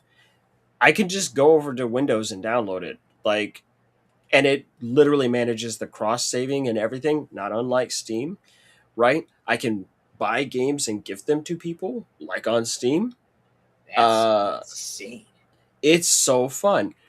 But what's so interesting is the trade offs that were made, right? When you remember, right when this generation was starting and people were fighting over what's more powerful, this, that, and the other, you know, I remember Phil Spencer talking, like, when everyone was criticizing the design of the PS5, and I watched Phil Spencer come to the defense of that hardware. He goes, "No, we all had the same problem." He's like, "I don't see a problem with it." Right when people were like, "Ha ha, look how stupid that is," he's like, "Nope, we both are literally looking at a heating issue." Right, so we got this big ass monolith from 2001: A Space Odyssey, and we have an Xbox Series Pretty X. much. You have these two towers of just crazy ass design. It's like if you look at the top of a Series X, it's just the world's biggest fan. You're like, Yeah. oh, right? Like, and they did a really good job of covering it up. But you look, it's a big ass fan. Like, you're like, oh, okay. So if I need to grate some cheese, I know where to go, right? If you just got a brick of mozzarella. So what I'm saying is this: with the Xbox, they have things like FPS boost on some games that did not receive patches to have their FPS be boosted, like Mad Max, which we've talked about how much we love. Avalanche has not gone back and revisited that. They have not patched it for anything. I have it on PS5. I have it on the Xbox, and the Xbox is it's beautiful. It upscales it. It literally turns it, a game that was designed for 30 FPS, into being a 60 FPS game by doing nothing. You do nothing. They go, "Hey, do you want FPS boost on for this game?" Click yes. Boom, you boot into the game, it goes. Uh, One of the things that they're trying to do with the Steam machine is a quick resume, like on the Xbox. That shit is amazing, right? It's actually stellar. It's a really incredible thing. Like, I was like, what's the big deal, until I did it. Like, and I stacked up. I had like 12 different games going, all at the same time in the background. I was like, okay, I'm gonna close out of this game and go over to this one. Boom! In under 3 seconds, it'll just pick up right where you were. You don't have to shut the game down. You don't have to do anything. Just go about your business, and it just intelligently juggles between these things. The PS5 doesn't do that, right? Not at all. But the Xbox doesn't do video recordings well either. Like, I think the longest you can do, I think, like, don't quote me on this, but I think it's like up to like 3 minutes, right? So they traded, you know, basically having your save system just, constantly being pushed up and synchronized in the cloud with your PC, and having that quick resume feature, instead of being able to record, video however you wanted to, right? So I look at the Xbox Series X and I go, this is very much so a deeply reskinned PC, right? And I look at the Steam machine, and we've all seen Steam Big Picture, like way back when that launched and all that, and it was a way to put a console face over this PC hardware.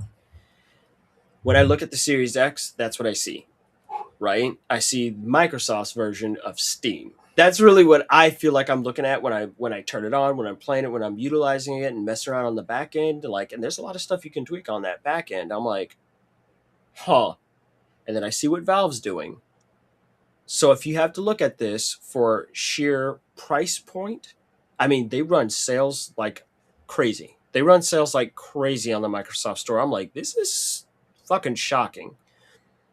But if you had to make a decision right now, right this second, immediately, I would tell you to buy an Xbox Series X just for one reason.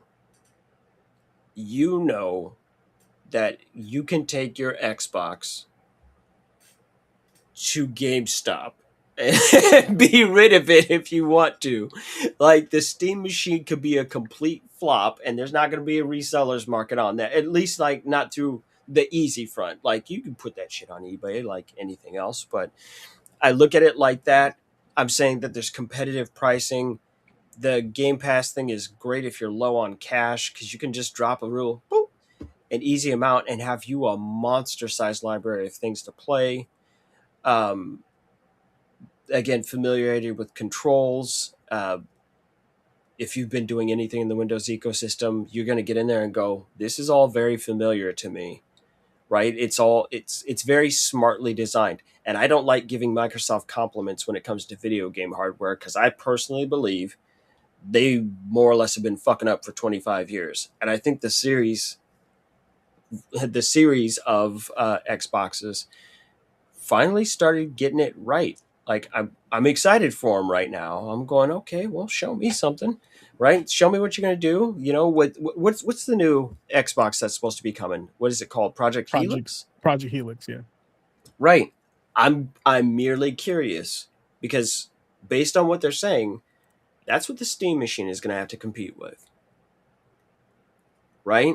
And here's what we know. Never minding one's opinion on this, that, or the other. Microsoft has a track record of selling successful hardware. Valve doesn't have that. The first Steam machine didn't work. They have the Steam Deck. That's what they do have, right? That went over quite well with people. Price hikes aside, like they shipped an actual piece of equipment that people enjoy and sold very, very well. Like, the scalping and all that other stuff is starting to happen. But they are not successful at, let's call them a set-top box, right? Set-top box hardware. They're not successful at it right now. And taking that swing at Microsoft, tricky proposition. I'm not saying that I don't think that they could win. I'm just saying I wouldn't put my bets there right now. And I'm the guy that's going, can't wait to get my hands on that little cube, right? I'm just looking at it. I'm like, I just think it's neat. like Marge, even when I'm going, you should buy a Series X, I'm still sitting there looking at it going, yeah, I want that. But I'm going to resist. I'm going to resist the temptation to buy it, right? I'm going to let them do whatever they're going to do, right? I think that when you start charging Apple prices for your shit, I better be getting an Apple style experience. And that's weird. That's a weird thing to say, right? But I'm just saying, like, even at this point, comparatively speaking, you could get yourself a MacBook and get something like Crossover or Wine, and you're going to literally have a more powerful experience through a fucking MacBook than what the Steam machine is currently offering. Right? So it's just like, people have options out there. Now, granted, you have to do some futzing around, right, to get into that stuff to work on Mac, right? But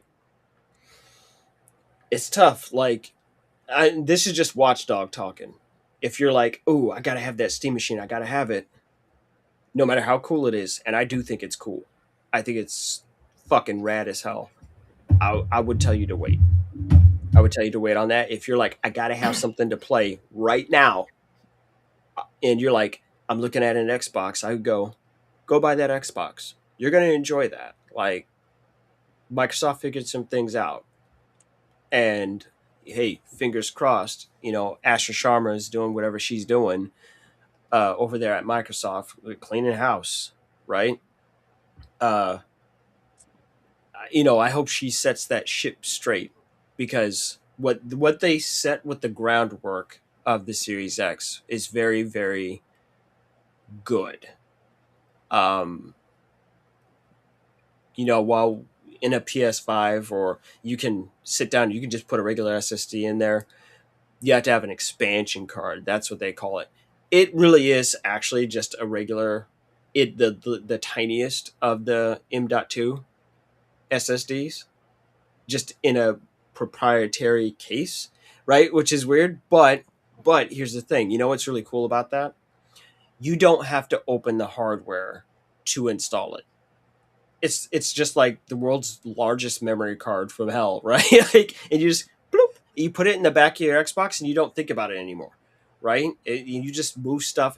The transfer speeds and all that other stuff are really nice.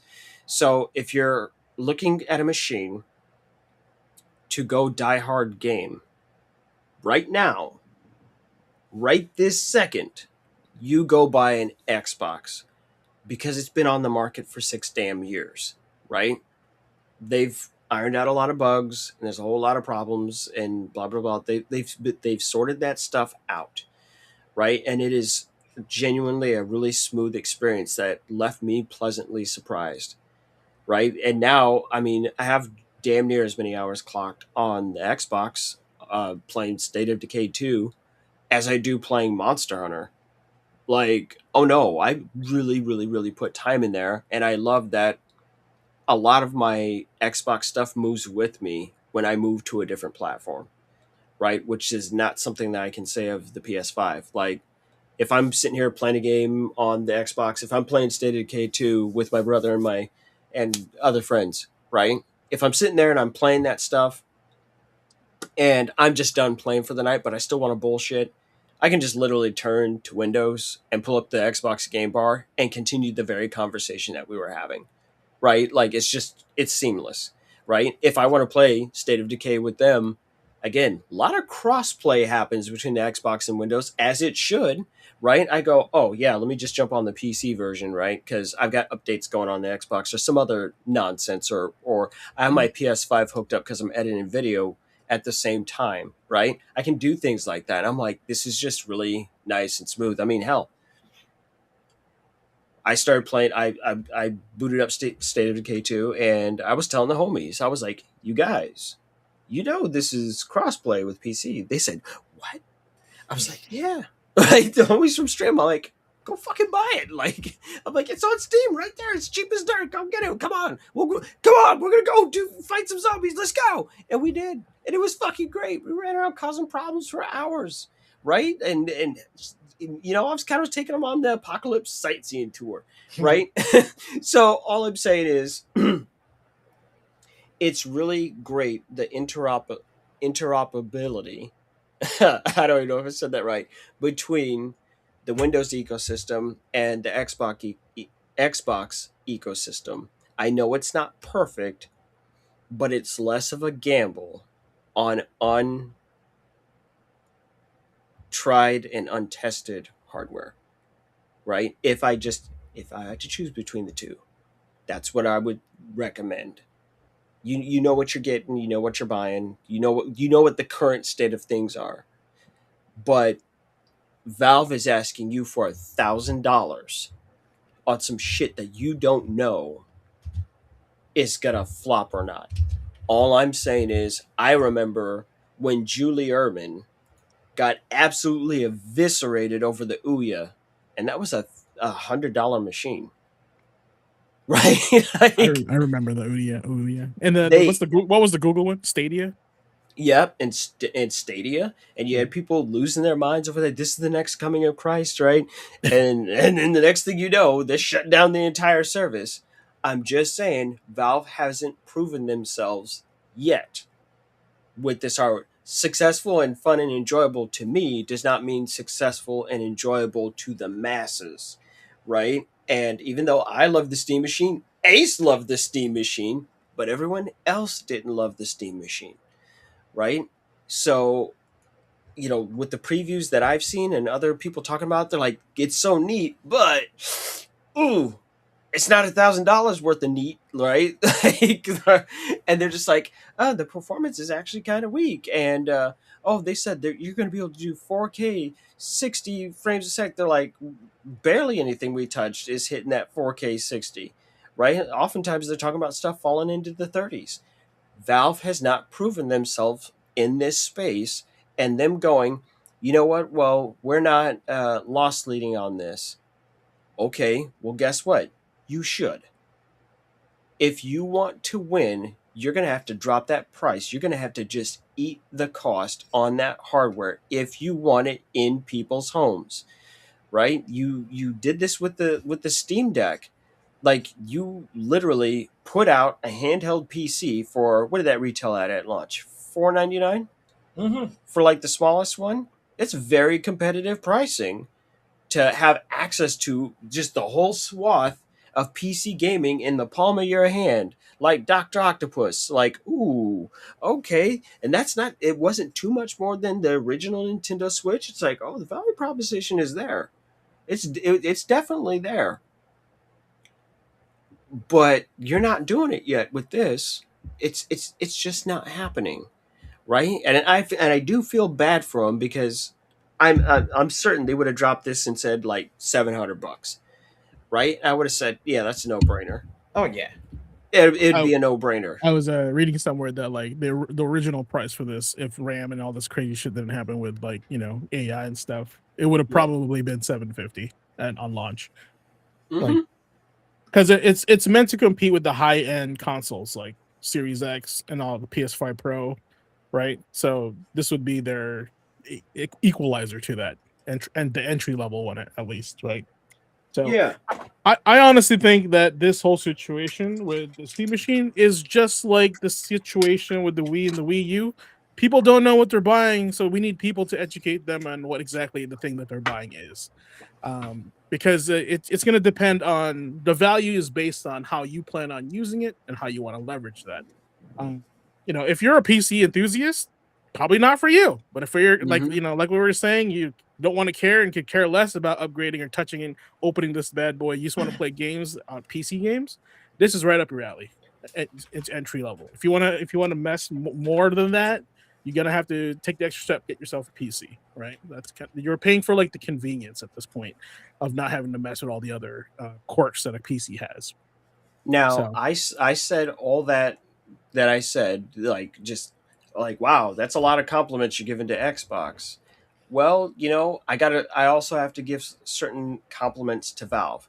That price hurt, right? Like, just seeing that $1,050 for the bare basic 512 16 gig model, right?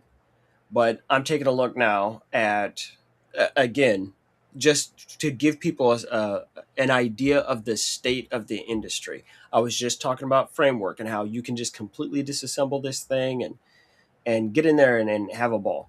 I'm looking at,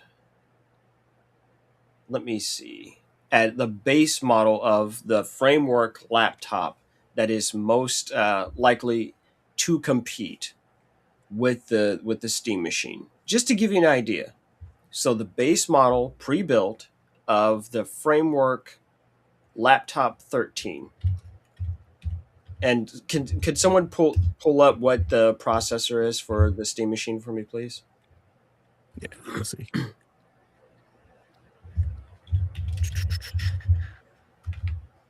AMD Zen 4. Yeah, 4.6 cores, 12 threads, up to 4.8 gigahertz.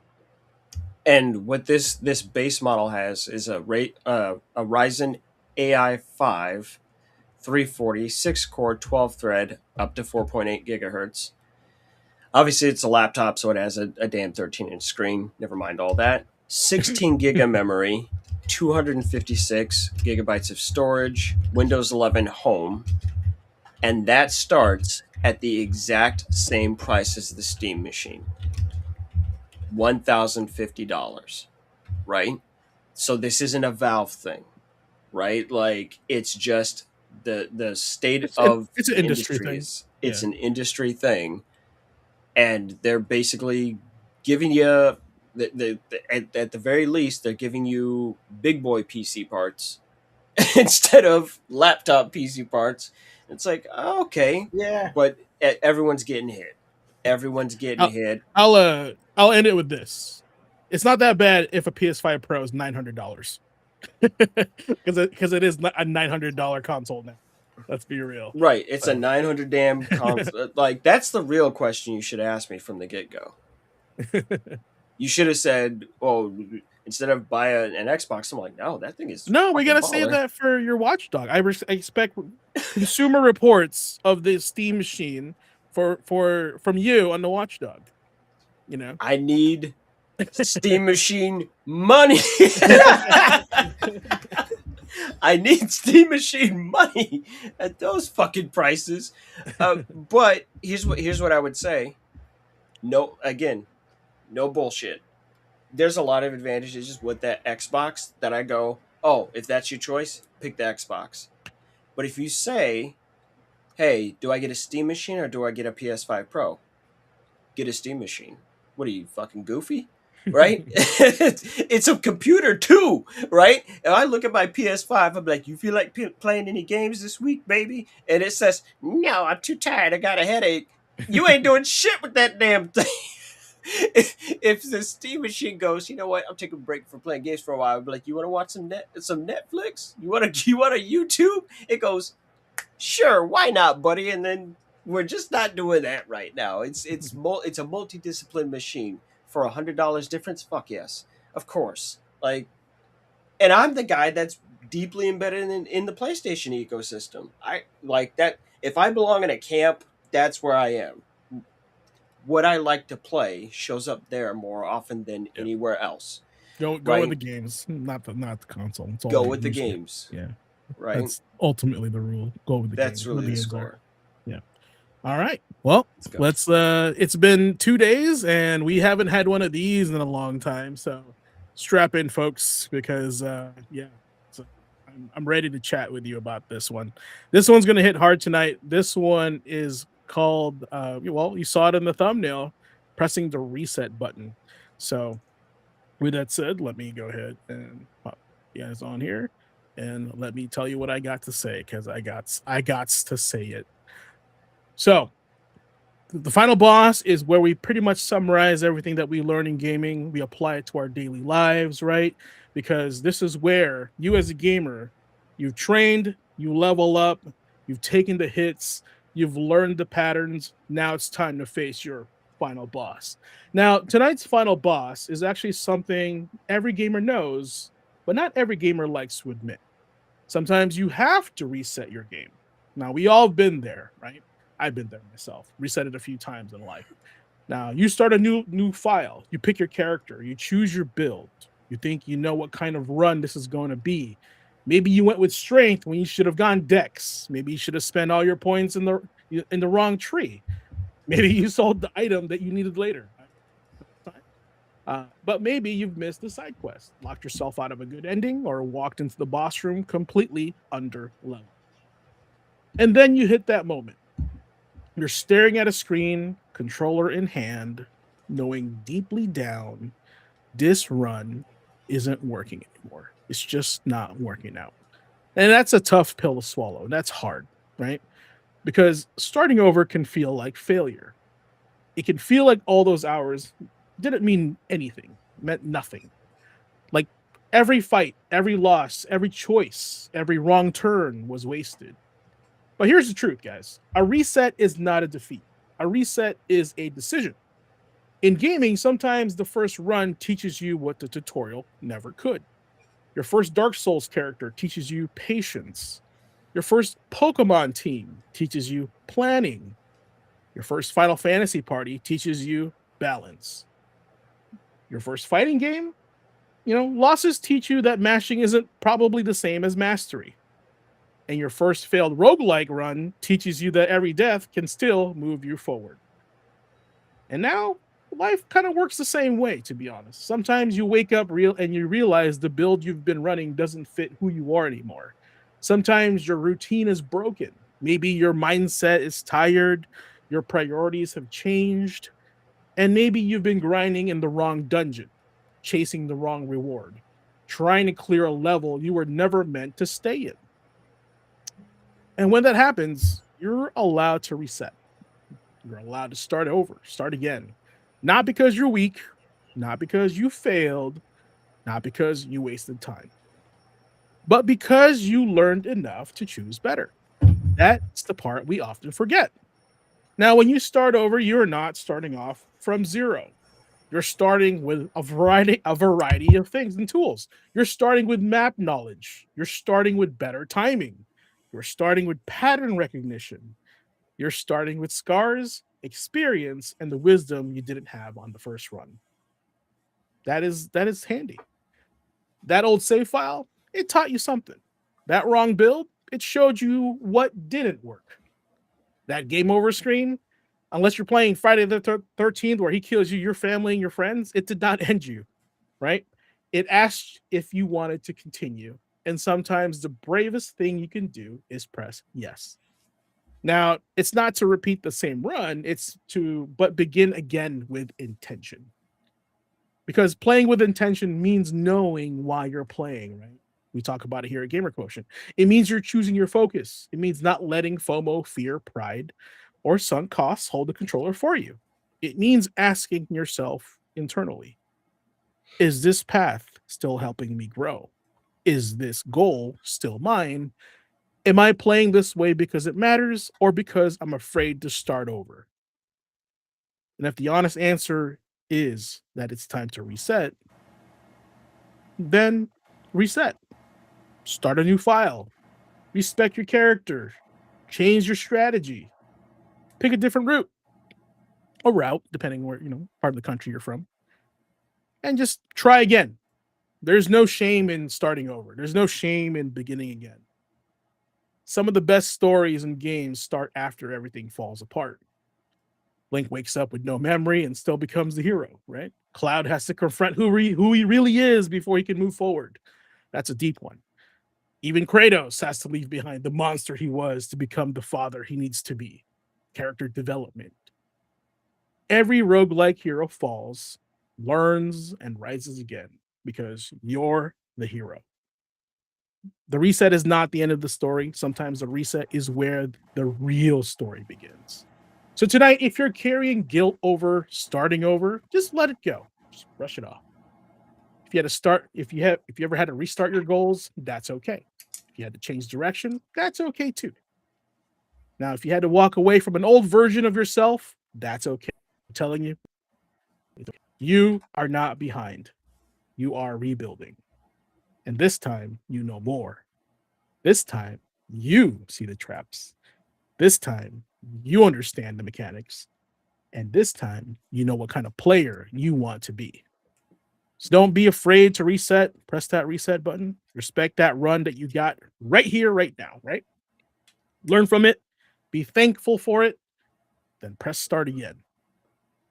Because the players that are not the ones who never lose, the best players are the ones who learn when to continue, when to change the strategy, and when to begin again. So pick up that controller, start that new file, new focus, new run. You're still the same player, but now with more experience. And this time, play with intention. You got this. And that's tonight's final boss. So I too had to basically reset my save file multiple times. I have moved different states a few times and basically just started over. But yeah, chime in, guys. I would love to hear your reset portions. Um, I I would like to say that I think most of my followers know that I'm a roguelike guy, and that's something that it took a long time for those games to finally get their hook in me. And the one that really did it, you know what didn't do it? Spelunky. Oh man, that game is brutal. That game will beat your ass. I got mad at myself retroactively while playing Spelunky. I got mad at myself as a grown ass man in my 30s playing Spelunky because I liked Legends of the Hidden Temple when I was a kid. Yeah. I was mad as hell at Omek. I was like, why'd you watch that garbage ass show?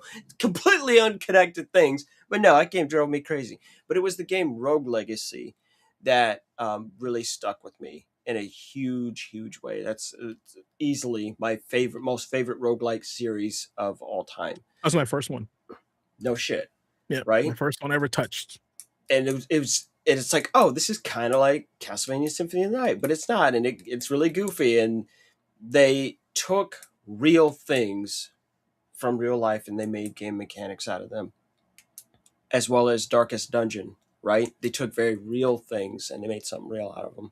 I've been talking with my wife this week. This is just to fill people in on context, but my wife just came off of pretty major surgery after having to go down a very, very long weight loss journey that took damn near 30 years, right? And she was able to just literally last Wednesday, she went into surgery for that and got that taken care of. So she's just been in recovery all week, right? So I've been having to talk and coach her through that, and helping her deal with the mental portion of that, like, and learning how to move in different ways that she hasn't done in a very, very long time. And I said to her, I believe that every single human on earth has a moment of clarity. They have a flash of insight, a moment of huge understanding of something, like of a bigger concept that people just struggle with or whatever, right? I think they have a moment and they have to express that or show that to someone in some way, shape, or form. Darkest Dungeon takes and puts a spotlight on that idea where people are kind of crappy most of the time, and you put them under enough stress, enough pressure, they break, they'll fall apart, like, and just turn into a pile of goo, right? Like, you're like, oh, we just can't do anything with this guy, right? But every now and again, when everything gets piled on you, something clicks into place and you find yourself being able to rise way above that. And that what you do could be the thing that turns the tide for everyone else around you, just seeing that. And that stuff really stuck with me. Uh, Enter the Gungeon is a game that I poured literally 1,000 hours into. I know because I just checked before I got here on the show. And it's literally Enter the Gungeon and Darkest Dungeon came out in the same year. I have Darkest Dungeon tattoos. The game really, really spoke to me. And the important takeaway with those roguelikes, all of them are punishing. By design, a roguelike is punishing. A Souls game is punishing, right? They tell you that you messed up. They're not going to pat you on the back and, they're not going to rub your back and give you milk and cookies, although I would really enjoy that right about now, but they won't. You have to have the courage to fail. You need to have the strength to say where you're weak. One of the reasons that I love streaming and getting on and doing these things, I get my ass beat in front of a global audience. Have you ever had someone watch you get the shit kicked out of you from a separate time zone? But it happens to me every day. I thought crowds are in the hardest difficulty. Yeah. You be getting your ass lit up, and I'm getting talked to by people from tomorrow. They're like, damn, you getting fucked up. I'm like, isn't it 8 a.m. for you, man? I'm like, why are you talking shit at me? You're not even the same day as I am. Right? I'm getting my ass beat on a Saturday, getting shit talked to by somebody in Sunday. I'm like, this is just depressing. Right? But it teaches you a certain degree of humility, and it teaches you to stop focusing on your failures. Okay? Failures are learning experiences. If you didn't learn something, that's the only true failure. If you walk in there with intention, right? Message. Right. Message. If you go in there with a specific intention, then you're not losing, right? If you go, I don't know what's going to happen, but I need certain information, right? My crew, my Monster Hunter crew, they know that I always go off when a new event shows up or whatever. I go off to investigate it on my own, not because I'm, thinking I'm doing some John Wayne shit. I'm going, let me get eyes on this situation so I can find out what these guys are dealing with because, oh, I've been doing this for 25 years. I know how to get a general read on a fight. And then I come back and I go, okay, hey, this fight actually isn't too bad. I don't see any need for any kind of special preparations or anything like that.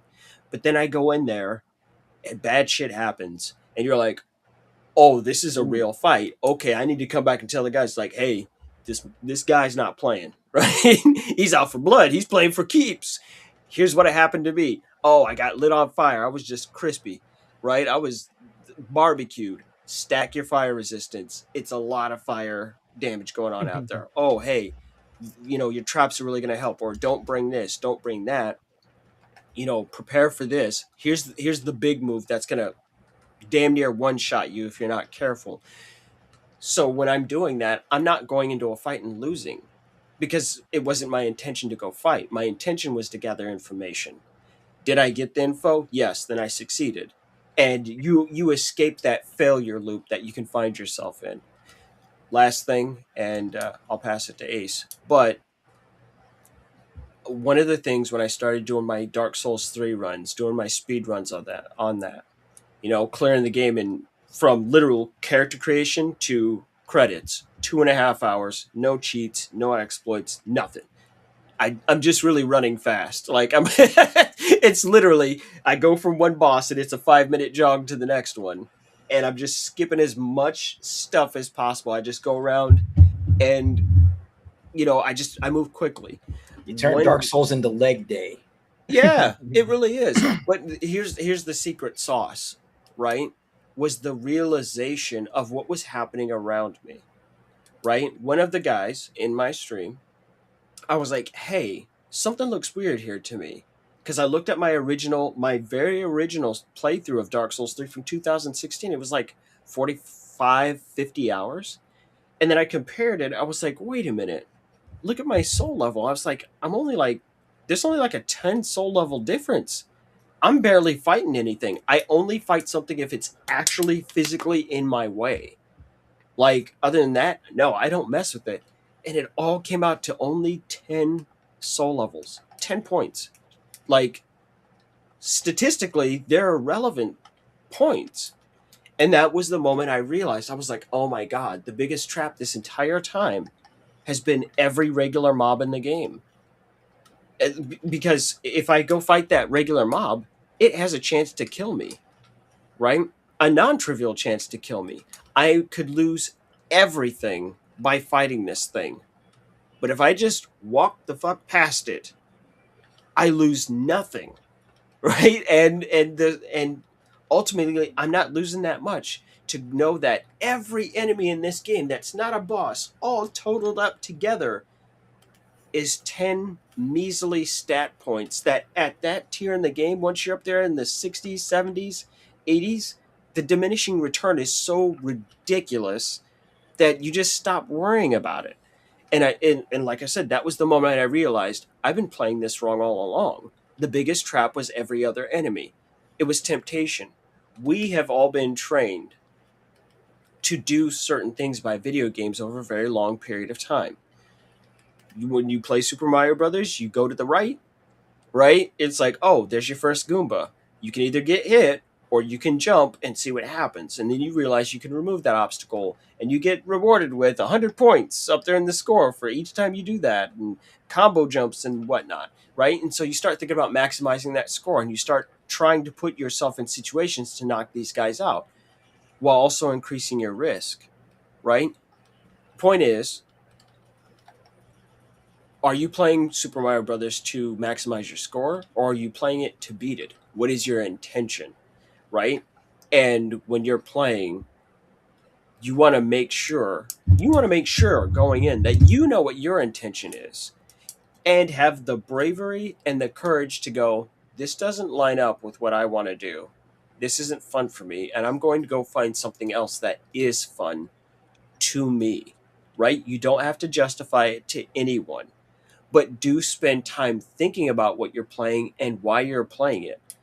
GQ has talked a lot about FOMO before, and that's a thing that people are going to have to try to come back from that, right? Just because everyone else is doing it doesn't mean it's the right thing for you, right? And the only way you can find out is you kind of learn it the hard way, right? But you go, that's not for me.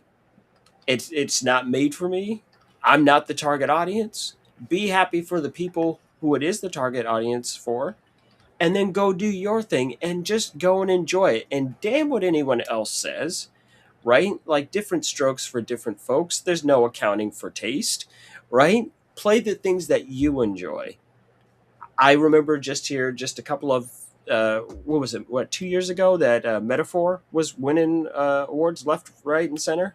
Yep. Right. I've been a huge Persona fan since I was a kid, and people that love Persona were singing the praises of Metaphor. I haven't touched it. It does not look like something that I would enjoy. Right? Not hating on people that enjoy it. Claire Obscure. People are singing its praises. I have not played a very good RPG in a long time. I have not bothered. It just doesn't look like it's a fit for me. I'd love to be proven wrong, but right, I have to sit there and decide and be intentional on where I'm going to spend my time. And so I opted not to. Hey, one day it might turn up $10 and I'll take a crack at that. 2 years from now, I find out it's great. Great. I found out. And people who love it. And people who love it will be like, "Yeah, you found out." They're going to be excited, like, "Oh, what was your favorite part?" And we'll get into that when that comes around. But I made those decisions then at that time because I thought they were the ones that were best for me. And that's really what we're getting about when we talk about this stuff, gaming with intention and starting over and continuing, right? All of these things come together. They're not necessarily failures. They're only failures if you decide that they're failures based on what your intention and what your expected outcomes were. You can't fail things that you weren't even trying to do in the first place. That's all I had to say about that. You got anything, Ace? Well said. Well, I mean, honestly, my big takeaway from the final boss is just the simple fact that sometimes you do have to step. Sometimes part of that reset is stepping outside of your comfort zone. Case in point. Yeah. I just feel off when I have to try and sell something. It's largely due to previous work experience. I have never been the best salesman, but apparently I can bring the hype. And in discussing that with these two psychopaths right here, that's part of what actually drove me to set up my own merch shop for my own stream, because it's like, what if I'm going to be putting myself out there in other ways, like with voice acting and with getting back into game development, then this is just another offshoot of that. But I tend to have trouble pushing myself as a product when that is something that I really need to do. Do I want to succeed more than I want to be comfortable? And sometimes doing that, succeeding, means hitting that reset button and starting over from scratch with the knowledge you have previously.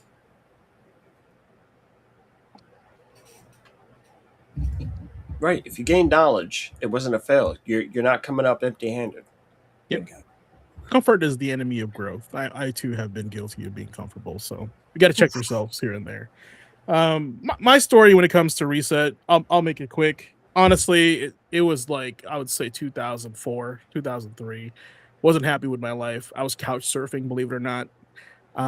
All my stuff was in storage. I was sleeping at my buddy's basement. Bless David. Thank you for that. Appreciate you as always. And you and your family put up with me for a year. And I was like, am I going to be living like this the rest of my life? No. we're gonna face the truth, get uncomfortable, start doing things that you want to do for yourself for growth that you wouldn't normally do. And then you hit the reset button. You start with zero. I lived out of a suitcase for months until I moved, and then I moved. Thankfully, with the help of my mom, I moved to the state and started over. Got a job, saved up for my own place, and then next thing you know, I'm with these guys. I'm doing a podcast years after that. After 2003, 2004. So yeah, it's been 22 years already. Crazy, crazy, crazy, and we're not stopping there. We're gonna keep going. We're gonna keep going to where we can go. Right? How far does this game go? We'll see. And that's my story of growth. Of course, there's more details on that, but Chad, I would love to hear your stories of growth. Drop it in the Discord if you'd like to share. I can definitely put it on the headmaster's desk for you guys. If you are the courage to share that with us. So, with that said, Ace, take us home. Will do, boss. Will do. So, class, it's about that time. Controllers down, save files checked, and chat. Please make sure we didn't delete the wrong slot. I have been guilty of this, so please double check and make sure we didn't delete the wrong slot. Tonight, Class 79, resetting the game, gave us a lesson that every gamer needs to learn sooner or later. Starting over isn't the same as giving up. Sometimes the first run's messy. Sometimes the build doesn't work. Sometimes you find you wasted your skill points, missed the side quest, picked the wrong path, or just walked into the boss room completely, hopelessly, hilariously unprepared. But that doesn't mean that the run went wrong. The run gave you experience. That loss gave you information. That mistake gave you map knowledge. That game over screen asked you one important question. Do you want to continue? And sometimes the answer is yes, but not because you want to repeat the same run, but because you now know better. That's the tech. You come back with better timing, better awareness, better spacing, better priorities, a better build. And that is what playing with intention is all about. You start with your why. You choose your focus. You play by feel, not FOMO. You set your win conditions. You reflect and adjust. And you make sure through that you protect your time. Because your time, that's a part of the coin too. So, if you need to reset, reset. Start the new file, change the strategy, respec the character. Pick a new route. Try again with purpose. There's no shame in beginning again when you are beginning again with wisdom. The old run got you here. The next run gets the benefit of everything you learned. This has been Gamer Quotient Gaming Academy Class 79, resetting the game. I'm Blazing Ace Nelson, reminding you, don't let your pride keep you stuck on a bad save file. Don't let sunk cost become the final boss. And don't be afraid to press start again. Reset with purpose, continue with confidence, play with intention. And as always, ask yourself, what's your gamer quotient? Class dismissed. Mission complete.